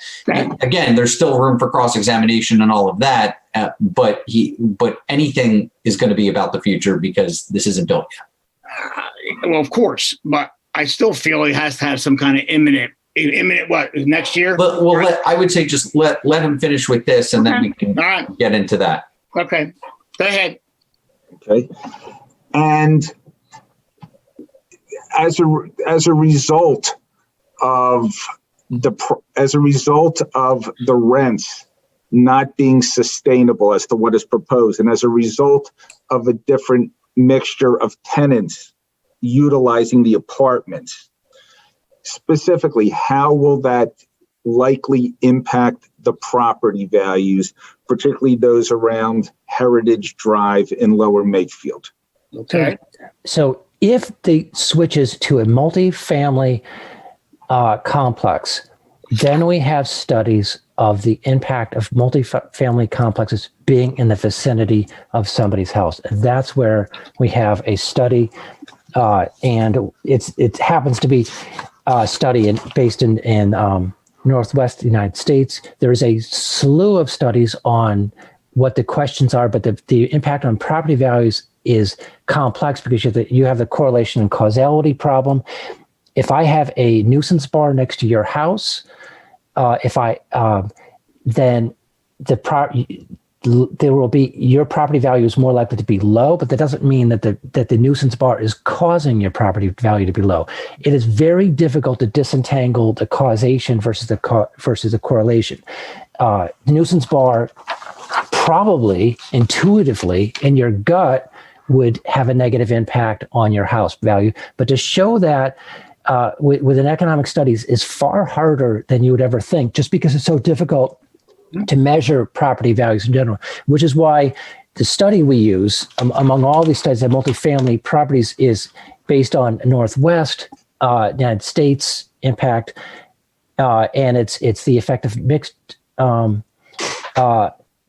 land use, and it's the impact of one of the impacts items that they look at is multifamily houses and being in the vicinity of your property. And we have numbers in that exhibit that we submitted, and it gives you the distance away from a multifamily and its impact on your house. Roughly speaking, the further the distance, the higher your property values would be.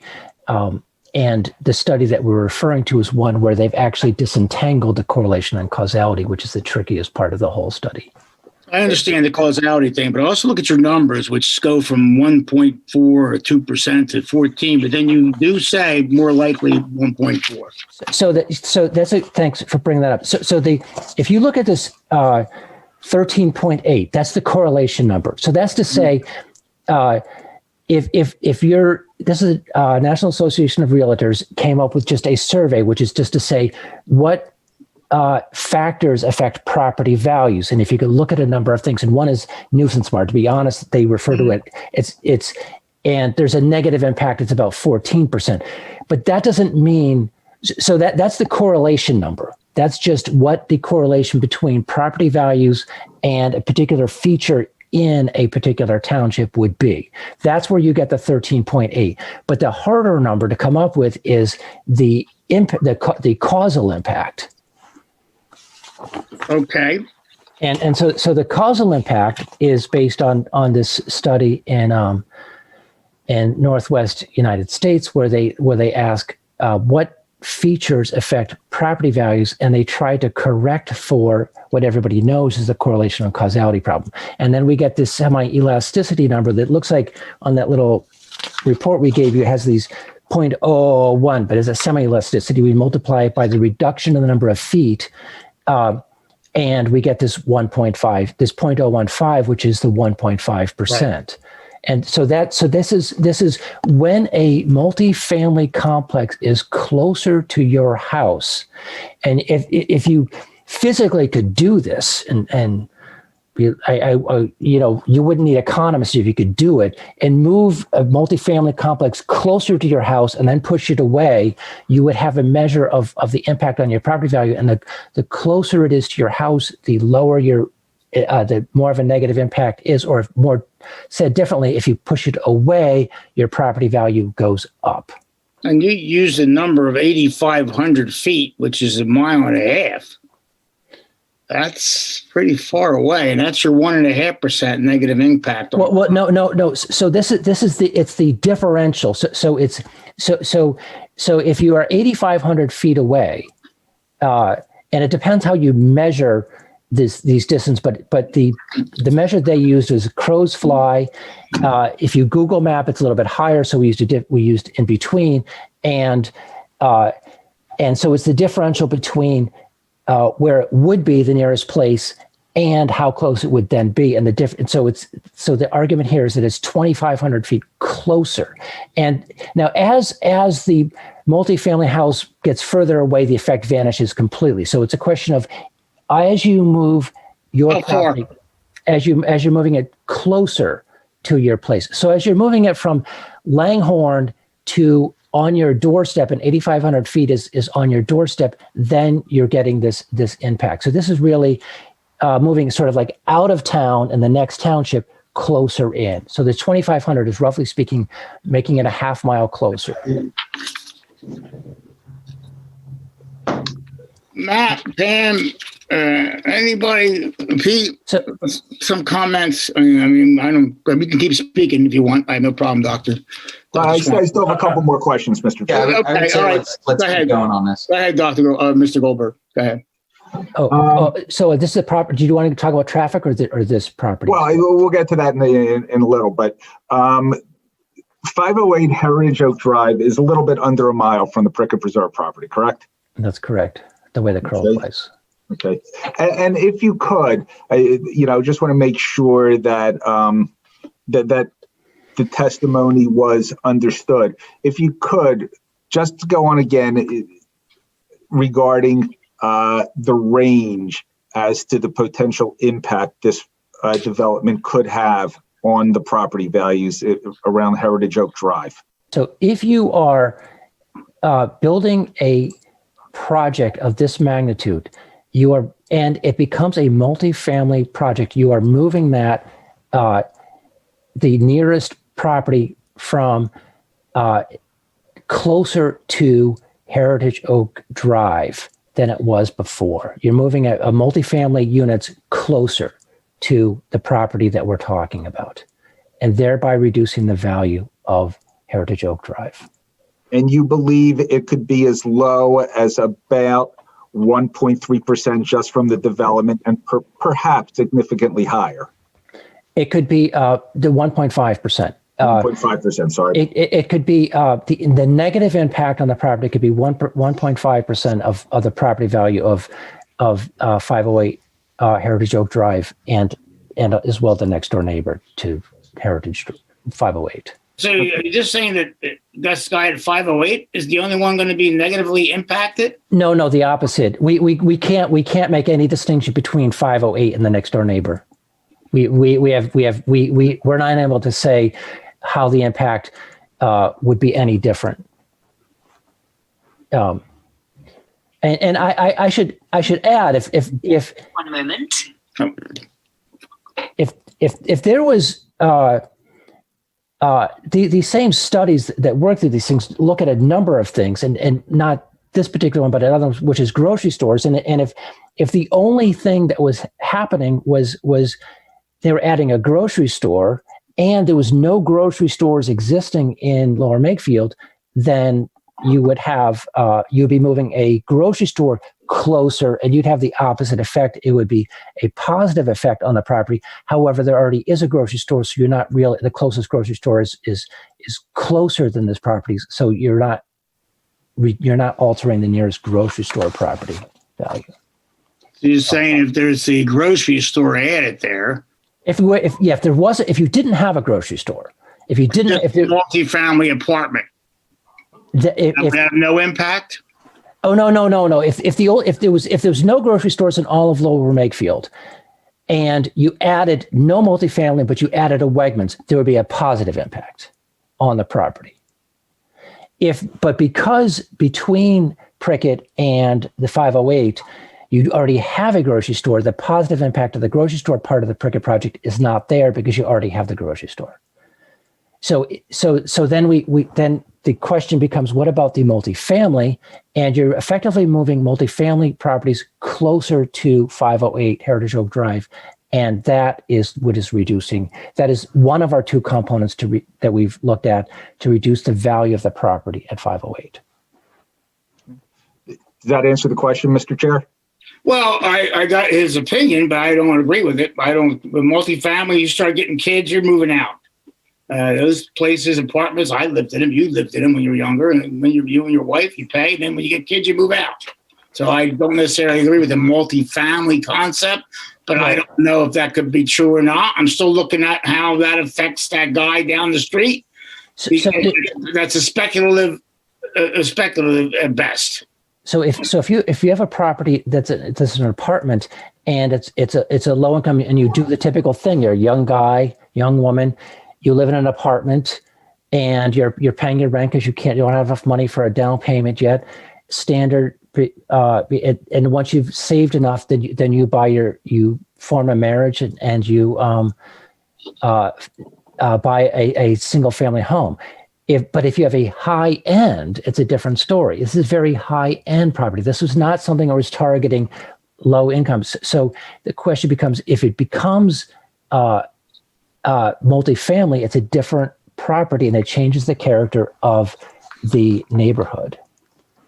That is a lot of ifs here. Oh, there's yes. So I mean, there's a lot of ifs when we were trying to analyze the retail, and we were trying to make heads and tails of what that was referring to, and we're looking at the huge trends in the retail industry. There was nothing but ifs on that path.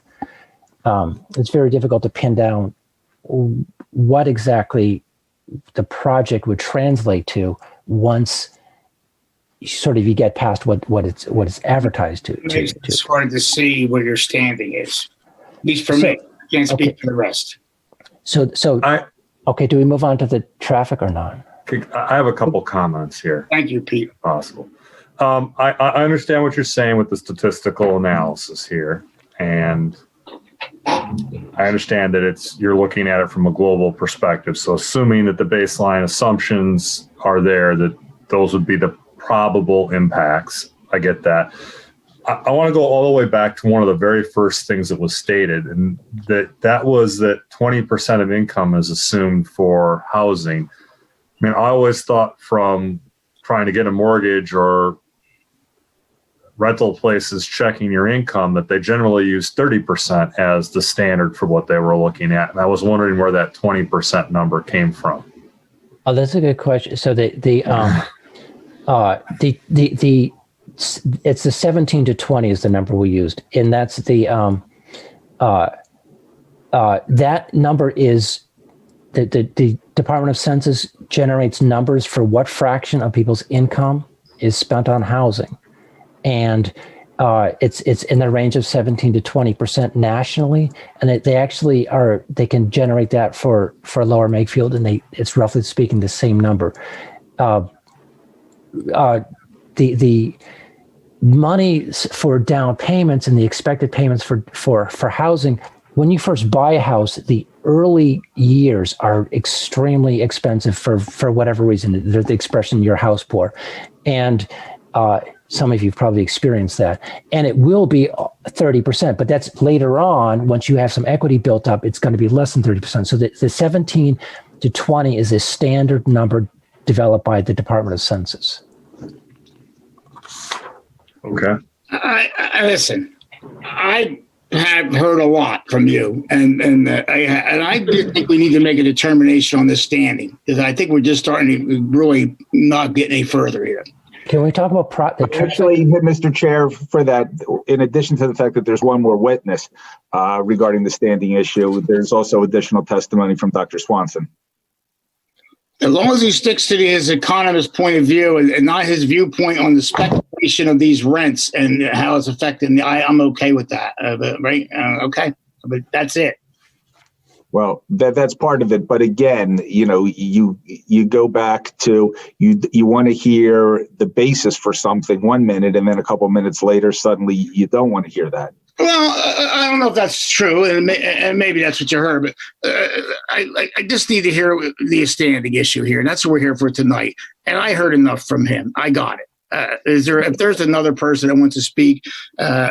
Well, let me ask this: what else? What other testimony do you still intend to offer from Dr. Swanson? The second item is with respect to traffic. Charles, if I could just just let me address, if I could, Okay. Adam's question. There are two components to his analysis as to why property values will decrease. We've covered one of them, and when I was just going to ask him what the second component is and his thoughts on that. Thank you. Again, I still think it has to, I still think if we have a full hearing, we can get into all of it. I think even for the purposes of standing, which is what we really want to focus on, just why those affect the subject property. I don't know that you need to get into every issue about, the entire study and all of the different things that are going to affect it. I think you just really need to focus on why it's going to affect his property. Okay. If we get into a full hearing, then yes, you would need to get into all of that. But I think for purposes of determining whether they're standing, I don't think that you need to. Okay. Then for purposes of just standing, Dr. Swanson, if you could explain the impact from this proposed development around the area of Heritage Oak Drive and what that would do to property values and what the component, you already mentioned one component, but if you could, what the other component is. Second component would be the traffic impact on. Objection. Again, he's backdooring the testimony and not focusing on just one simple element. It's a way of trying to get the information in before the board when we're focused on one narrow issue as to standing. I agree with Barbara. I don't know what you know about traffic. She had heard the testimony of the prior expert, who's a traffic engineer. And yes, we did. We did. So we had no study, by the way. And this guy's on an economist. So he has no standing, or what's he know about traffic? Well, it has nothing to do with, it is not about traffic. It is about the impact of traffic. I'm objecting to the witness answering a question when there's an objection. I'm sorry. I apologize. The question was asked as to, if you get directly to it, which is the whole point of the matter, as to how this proposed development would adversely impact the properties around Heritage Oak Drive. That is what he is testifying to. But that's part of the standing issue. No, I don't think it is. No. It absolutely is. Having an adverse impact on a property is absolutely part of this. Well, no, yeah, Tony, if he's saying how it's going to affect them, I'm okay with it as far as that, and I'd like him to stick to that and not really venture off too much. So with respect to traffic, the question is, would there be congestion and what is the impact of congestion? And there we mentioned the study. Again, there's a correlation and causality because most congestion is in cities. New York City has a lot of congestion and has very high property values. And so there's a positive correlation. So the question is, what is the impact of increased congestion? And that is relatively difficult to measure. So there we look at the study, and this is in our best studies is published in Regional Science and Urban Economics in 2015. And it asks the question, if there's an increase in congestion, what is the impact on your property? And so those numbers translate to they look at what happens if there's a decrease. We say, well, the opposite direction is an increase. And if there is a 10% increase in traffic congestion from the project, then the impact on the property would be negative 0.3%, which comes to about, it would come to about $1,500 if it was a $500,000 property. So the dollar impact of the congestion on a property. So there was traffic mitigation. That's to the north, and we asked to what extent is that happening. So we looked at the demand for Wegmans. Where would it come from?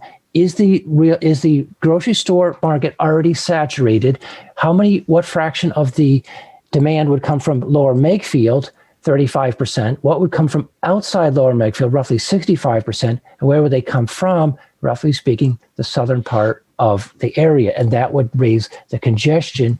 What was presented as testimony was a 15% increase for Saturday.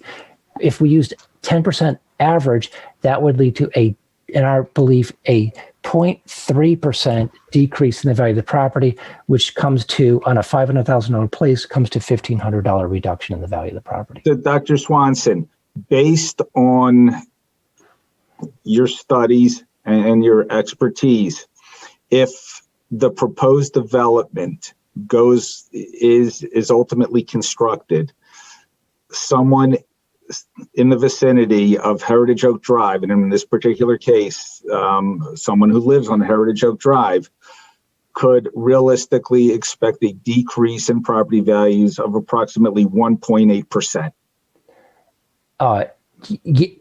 If the project happens the way we would expect it to happen, it would be a decrease of 1.8%. If it happens as they've declared it, and they have no bumps, there would be a reduction in value of $1,500. So the decrease would be between 0.3%, which would be $1,500, and 1.8%, which would be the cumulative effect of the multifamily and the additional congestion. Okay. And obviously, I will, not elaborate further. I think that gets to the basics, or really kind of the brunt of what you're looking for, which is how does this particular development impact someone who lives on Heritage Oak Drive? Is that fair to say, Adam? That's kind of what you're looking for? Yeah. And then I would just say, Barb and Mr. Harris, if you're finished with Dr. Swanson, could cross-examine at this point. Yes, I would like to cross-examine, but could I possibly ask for a 2-minute bathroom break? I was thinking the same thing, Barb. Sure. Actually, can I just ask one question, and not to deny Barb her bathroom break, but just what time do you think this is going to tonight? I know you had 10 talked about o'clock. before 10 o'clock. Oh, 10 o'clock. Okay. Good enough then. Okay. All right. All right. All right. Let's go to the bathroom. It's 9:41, so let's, I guess, be back 9:43-ish. 2 minutes, Barb. Okay. Right. I gotta go too. Can I get a drink of water?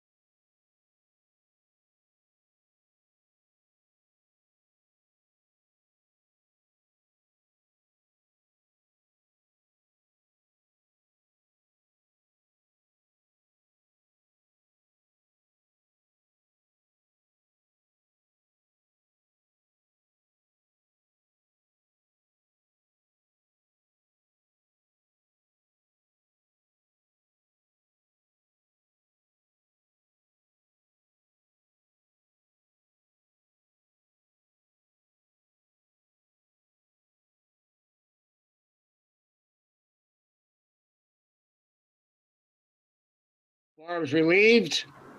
Everybody got the mic. Listen, Adam, I know we have a lot of public comment too on this, right? After we have this. Yeah. Well, I think we'll have Cross, and then hopefully we can fit in Mr. Borda, and then kind of see how. All right. So we need Cross for from Barb, I assume, for Dr. Swanson. Yes, I have a few questions, if I may. Go ahead, Barb. Okay, Dr. Swanson, you have reviewed various studies in the areas of the effect of multifamily properties on single-family residences, correct? That's correct. And based on your interpretation and analysis of those studies, you've reached the conclusion that Mr. Border, who lives at 408 Heritage Oak Drive, will suffer a decrease in his property value. At 508. At 508. At 508 Heritage Oak Drive. Yes, that's correct. All right. Now, 508 Heritage Oak Drive is located within a single-family development, isn't it? That's correct. And there are at least another, 50 homes in that development? I don't know if it's 50, but there's probably, in the full development, maybe 50. Okay.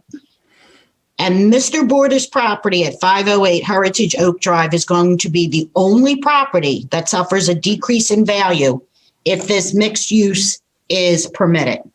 No, I would not say that at all. I would say that our analysis is not able to make any distinction between Border and at 508 and 506. It's going to be the same.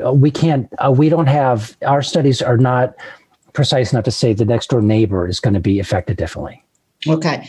Besides the houses located in the Heritage Oak development section where 508 is located, there are other single-family homes near the subject property if the mixed-use development is allowed. That's correct. Okay.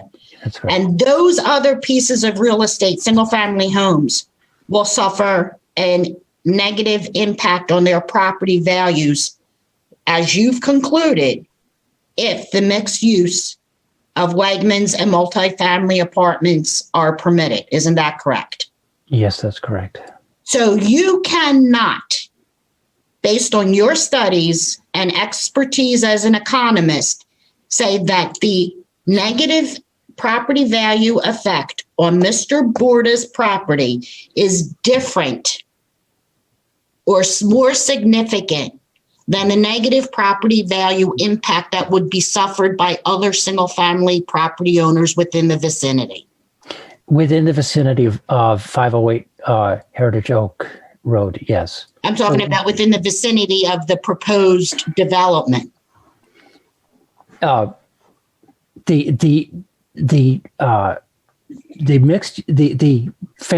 impact of the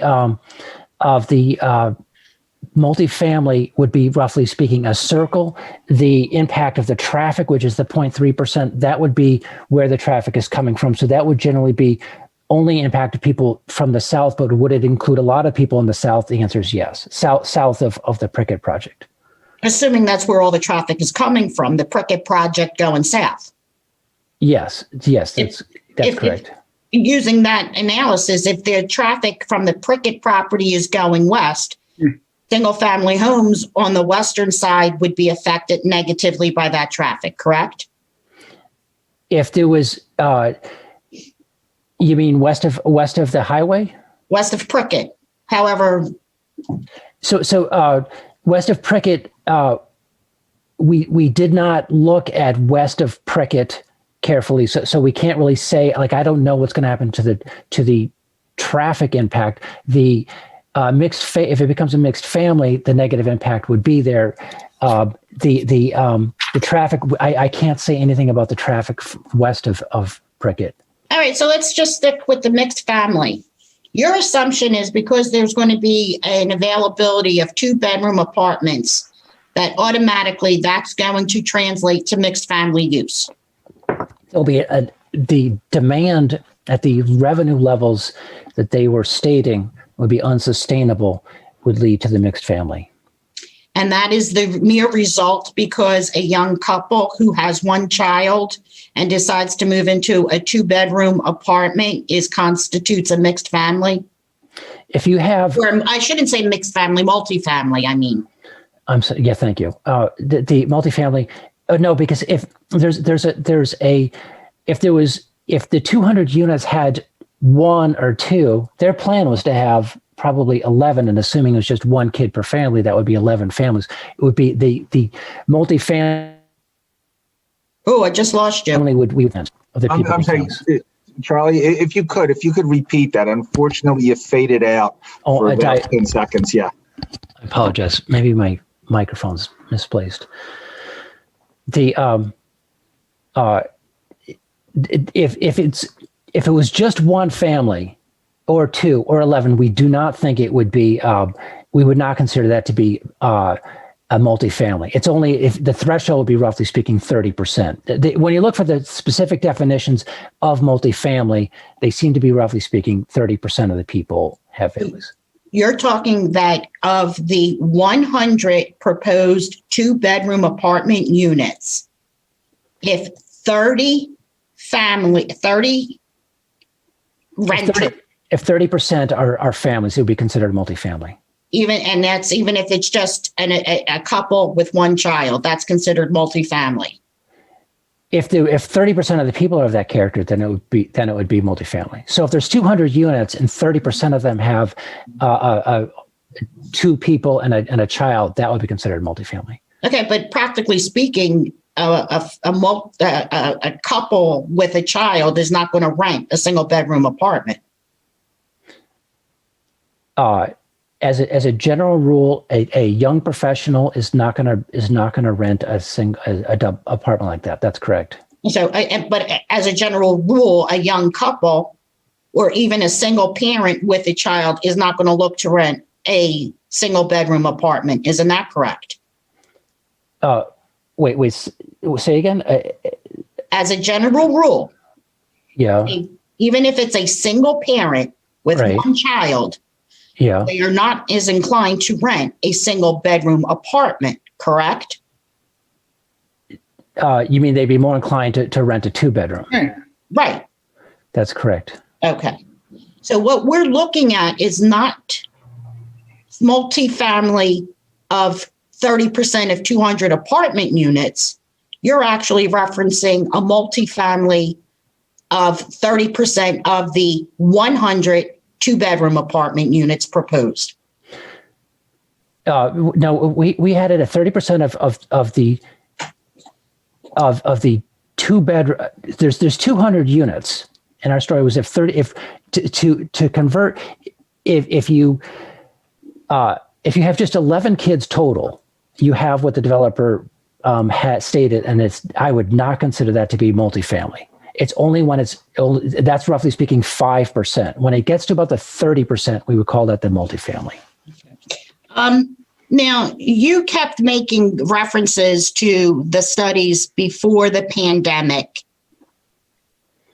And the studies, I believe one of which you've referenced was a study conducted by a John Matthew of Georgia State University. Isn't that correct? That's correct. And you said based on that study, there was a dollar impact of the traffic congestion, correct? That was, yes. He did. He was looking, it's a Georgia State study that was looking at a number of factors, and traffic being one, and getting the specific type of traffic, because there's highways, adding highways, trucks and whatnot. And so he has the impact of the trucks. So it's close, and it gives the close to the number we're looking at, but it's not precise enough for the target type of situation that we have here. Even though that study was completed in April of 2007, which is more than 13 years ago, you still believe it's a relevant study as part of your analysis for the effect of this proposed development? Yes, and the reason is when you're talking about property values, it is so hard to get a consistent study just to measure any impact on property values, because property values are in general hard to track because people don't sell their properties very often. They sell a house often once every 20 years. And events happen simultaneously. So something that's 13 years ago in the real estate world is relatively recent. It might sound to you like it's ancient history, but it's not as ancient as you think. Okay, but there are other factors that affect the sale of properties and property values, correct? There's a slew of them. There's a slew of the hedonic studies of the major things that affect your property, and different studies emphasize different sets of properties. And you also said at one point during your testimony that there are a lot of ifs involved in this process of ascertaining property values and future projections as to property values. Whenever you're saying something good about a property or bad about a property, you have to try to eliminate as many of the ifs as you possibly can, but you can't, you can't deny the fact that you're talking about the future. Okay. And your conclusion would be equally applicable to every single family residence within a similar 1 mile radius of the Prickert property, as it also relates to 508 Heritage Oak Drive. With respect to the multifamily component, yes. With respect to the traffic, no. Okay. I have nothing further. If I won't belabor the multifamily, I do want to talk about the truck traffic for just a moment. If I understand it, with the truck traffic, it is a 0.3% decline in property values, and that would be experienced by anybody on the south side of this project, where you expect there to be congestion. Is that correct? Except for the fact that the truck traffic, this is the customer traffic that we're referring to. But as apart from that, yes. Okay. So again, we're talking about a general effect that's no different for 508 Heritage Oak Drive than it is for any of the other properties to the south. Well, to 506, what you just said is true for 508 and 506. We can't make any distinction at all. As you go further south, the congestion probably would be lower, but generally speaking, our statements are about to the south. Okay. But it's a generalized impact. It's not a specific impact on Mr. Borda's house, correct? I could say what the impact is, what I believe the impact on his house would be. I cannot say that everywhere else in Lower Makefield that you'd have this. You're not going to have the same congestion in every place in the Lower Makefield. No, but as you go south, if you're half a mile south, all those houses are going to have a similar effect. If you go 3/4 of a mile south, all those houses are going to have a similar effect. If you go a mile south, all those houses are going to have a similar effect. So right? if you go to Covington Road across the street, then you would have the similar effect. That's correct. Okay. Now, I just want to briefly mention two things. You cite on page 8 of your report a 2019 study of Madrid traffic. And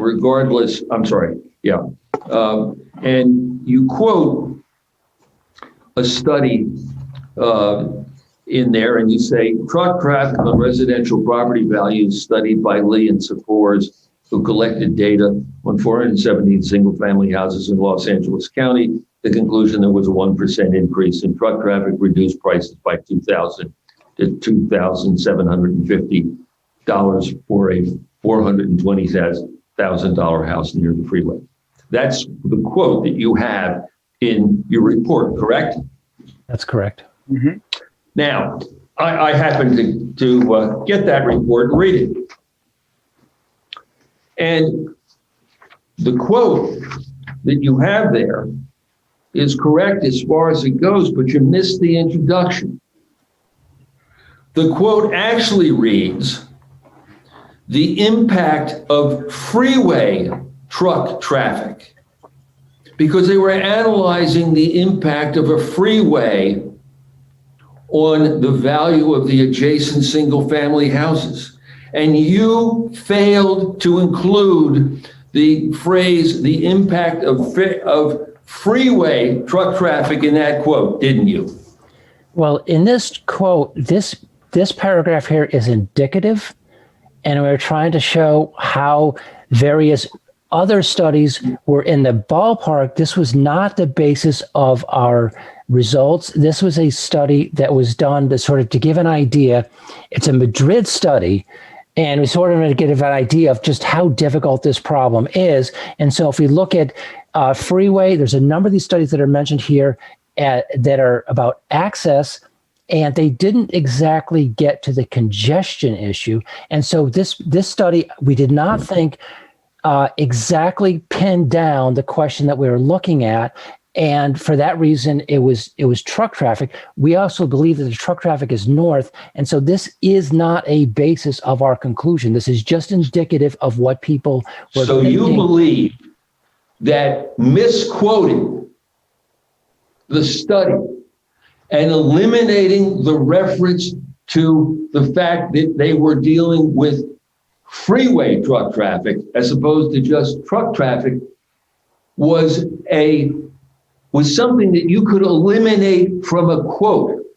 If that was done by a Temple student, what grade would you give that Temple student? Objection. That's well beyond anything. You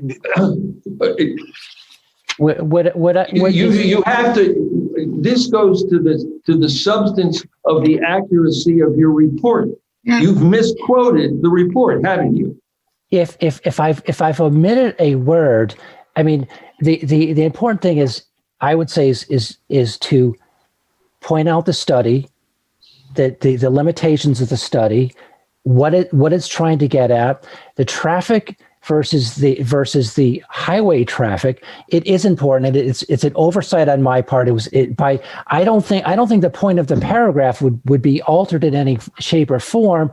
I do stand corrected that if I should have put in highway traffic, and if that had made the point more clearly, freeway traffic. If freeway traffic had made it more clear, then I would have included that. This, in no sense, was this an attempt at deception. This paragraph here is referring to something that's indicative of the tendency. It's not the specific numbers that we're trying to get at. You said that the 2015 study in regional science and urban economics, which is quoted at the bottom of page 8, was what you considered the definitive study in reaching your conclusion of the 3% drop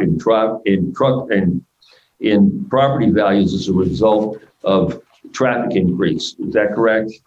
We in all of these studies, we're trying to give an idea. No. You got to answer my question. Is that the study at the bottom of page 8? This study. So the answer, this study at the end is the most precise number that we could come up with for the impact of congestion. And that study, was done on the opening of a new bypass in The Hague of the Netherlands, wasn't it? That's correct. Yes, it was in The Hague. And so you believe that a study of the traffic impact of opening a new bypass in The Hague is the best study that you could find of what the impact of traffic would be in Lower Makefield Township as a result of this development. Is that correct? That is correct. Now, I've got oodles of questions I'd love to ask you about these studies. I'll leave it with those two questions. But the fact of the matter is that the impacts. Oh, no, I've got one other thing I wanted to ask you about. Fire away. Polo Run is 0.6 of a mile from the Heritage Drive property. The Edge is 0.8 of a mile from the Edge property. The Prickett Preserve is almost a mile from the project. If in fact you're correct that there is a 1.5% reduction in value from being near multifamily dwellings. Hasn't that decrease already happened? Is that if they were multifamily projects and they are slightly lower rents, if they were multifamily, then that would already be imputed into the property values that they have. If they are just apartment complexes or they are smaller places with less ambition of the 200 units, then they are just apartment complexes. They are not multifamily products. But if they were, then the answer would be yes. Then it would already be imputed in the property values. So A, your conclusion as to the negative impact of property values is dependent upon your conclusion that because of COVID and all these other things, that these apartments are going to be multifamily these are going to be multifamily units as opposed to apartment units. So you have to accept that. But even if you accept that, and even if you accept the fact that there will be a negative impact as a result of traffic, those impacts will be no different for Heritage Drive than any other home that's in the Heritage Drive area. There's going to be no different than any other home with the mileage limits that you've set. It's going to be an impact that's felt by all of the properties that are in the same class as the Heritage Drive, for example, or all of the other subdivisions that we find south of this property, correct? It'll be impacting, it will have for a number of the subdivisions, it'll have a similar impact. Thank you very much. I have nothing further. And I have a couple of questions on redirect. I know we're about 10 minutes past the bewitching hour. Go ahead. We'll let you go 10 minutes longer. Okay, thank you. Dr. Swanson, regarding the questions pertaining to the Hague study, if you could explain why that's relevant. Yes, it's if I were to give a bad analogy to the pandemic, if somebody were to ask what's the effect of COVID spread, and I had a UK study, I would use the UK study. If there was sort of a new variant of the virus and it came out of the Hague, I would have to say there's the Hague. The multifamily, it's a different story. I had to stick with the U.S. because I do think the circumstances of a multifamily, its impact are very different in Europe, but traffic is traffic. In Europe as in America. It's not perfect, but and the Madrid study was, those guys are talking about Madrid, but they use LA, they use New York, they use everybody else. And so it's just the nature of the beast. It's a hard problem and you need to use what you've got. It's an American journal it's in. It's the Hague. They had an excellent study. Hey, the Hague, Northwest, Seattle, I got it. But it looks like everybody's agreed the same. We're running out of time. Mr. Gordon, if you have some more questions, go ahead, but you get another few minutes. Just one or two others. Regarding the comments of some of the existing apartments there, I think reference was made to Polo Run and perhaps Yardley Edge. There's no indication that you're aware of that those properties have the adverse impact that you perhaps perceive could happen as a result of this proposed development.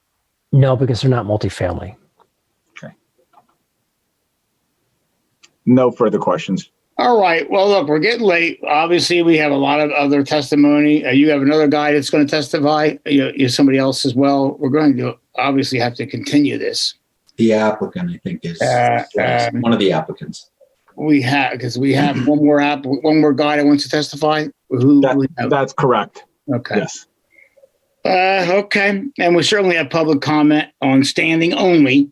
And maybe we've gone a little far afield every now and then, but we did try to bring it back. Thank you, Adam, and thank you, Gordon. Let's see what can we do to what's the continuing to where are we going to continue this to? Do we try to get a night that it's just this? Yes. So that we can get through Mr. Porta and public comment and anything else and get this. I'd like to get this next meeting and get this done. you're testifying your testimony with the next guy and all the public comment on standing only. Jim, I'm assuming we have a few things for January 19th. Yes, I believe we have at least 4 applications. We can't do that, guys. Is there, well, I'm just wondering if we haven't advertised for those yet, and if we're not going to have an issue with the 60-day deadline, do we want to move those to February? Although I don't know what that will do to our February agenda. Unfortunately, these already were pushing the time frame because of other, the big backlog of stuff that we've had. Jeez. Can we do a special meeting where all we do is take care of this? Yes. We could have a special meeting, yeah. I'm okay with that. Right now, I don't have a date in mind, but what I could do is I could circulate around to everyone potential dates. You guys can let me know when you are not available, and then we could do that, and then we would advertise that meeting for the Just this meeting, Jim. I'm okay with next Tuesday, whatever you guys come up with. We have notice requirements. What's that? We have notice requirements. That's right. So we have to, how many days? Jesus. It's special. How many days? Let me just see what we have. How many days we need? Well, you need to have it advertised in the paper 1 day prior to the meeting. Oh. And the Courier Times typically has about a 2 to 3 day lead time prior to that. So if we advertise tomorrow, we could do next Tuesday. I don't know. I don't agree with that. I think you got. Okay, I'm just asking. I don't know. The municipalities, you are correct that it's a 1 day lead time for a special meeting of the Board of Supervisors. But I believe that the municipality's planning code requires 2 weeks notice for a zoning hearing. Adam? Well, no, normally you have to have for a regular meeting, your second one has to be at least 7 days out. And the first one, no more, I think, than 30, but I'm going to double check that. Mr. Harris, you seem to have an objection to that. I'm just concerned. Listen, the legality part of it. If we could meet tomorrow night, I'd be thrilled. But I'm concerned that we don't create a procedural problem. Adam, he's right. We can't have a procedural issue that can be brought up later. I'm just trying to moving on this, and we'd like to keep it current because we heard a lot, and we don't want to forget anything, and I don't think we will because this was an exciting meeting. So, going with Mr. Harris says, what should we do here? I'm just trying to pull it up now so we can try to get to the bottom of it. In any event, next Tuesday is not available. Okay, that's out. Thank you, Jim. How about next Sunday night? I'm available. Me too. I'm retired. I'm available all the time. Yeah, but I will check to verify what Mr. Harris said. Obviously, he probably knows better than I do. As a continued hearing, I'm not sure if that makes a difference or not, but we need to check all of that stuff, and I can send you around potential dates. How are we going to continue a meeting tonight without knowing when we're going to continue it to? Don't we have to have a specific date if we're going to continue a meeting, or if we're going to continue this, which we have to, don't we need to have a date tonight to say what that date is? How about the 26th? How about the 26th? The 26th? Okay. Is that fine with everybody? Available. I got to check. 26th. I'm available the 26th. It's fine with me. Everybody has to be available. I mean, we got to have it all. It's got to be good for everybody. Barb, Jim, I'm available. Mr. Harris, Gordon, Dr. Swanson, whoever else. I'll let Mike know. After 8 o'clock, I'm available, if it matters. Who was that? Actually, that's Dr. Swanson. Oh, Dr. Swanson. Oh, okay. Do I? Well, he's finished. No, I finished. Yeah. So I could come, but after 8 o'clock, I can come. your testimony is finished, is it not? Yes, I believe it's finised, but just as if they, I Well, don't show know. up fine, but we're not worried about you. All right. I Thanks. appreciate you. I don't mean it like that. You did a great job. I didn't mean it like that. All right. At 7:30, 8 o'clock, it's all the same thing. But I've got to be clear that everybody's available, and I'm not making it difficult for somebody to make this happen. Matt, Pete, I'm I'd like fine. to We got to propose let we Mike know. continue this to January 26th at 7:30. we have a second. Second. Any discussion? All those in favor? Aye. Aye. All those opposed? There we go. January 22nd, 7:30. Sounds right. good.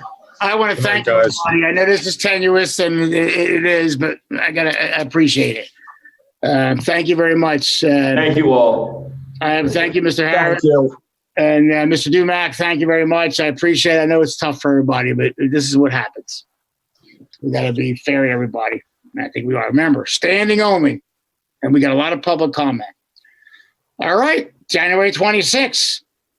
Thank you. Have a good night, Thank everybody. you very much. Good See you, night, everybody. All right, we just need to adjourn formally. All right, I want to make a motion to adjourn. Second. Second. Discussion? No. All those in favor? Aye. Aye. All those opposed? No. Good. Meeting's adjourned. Go to bed.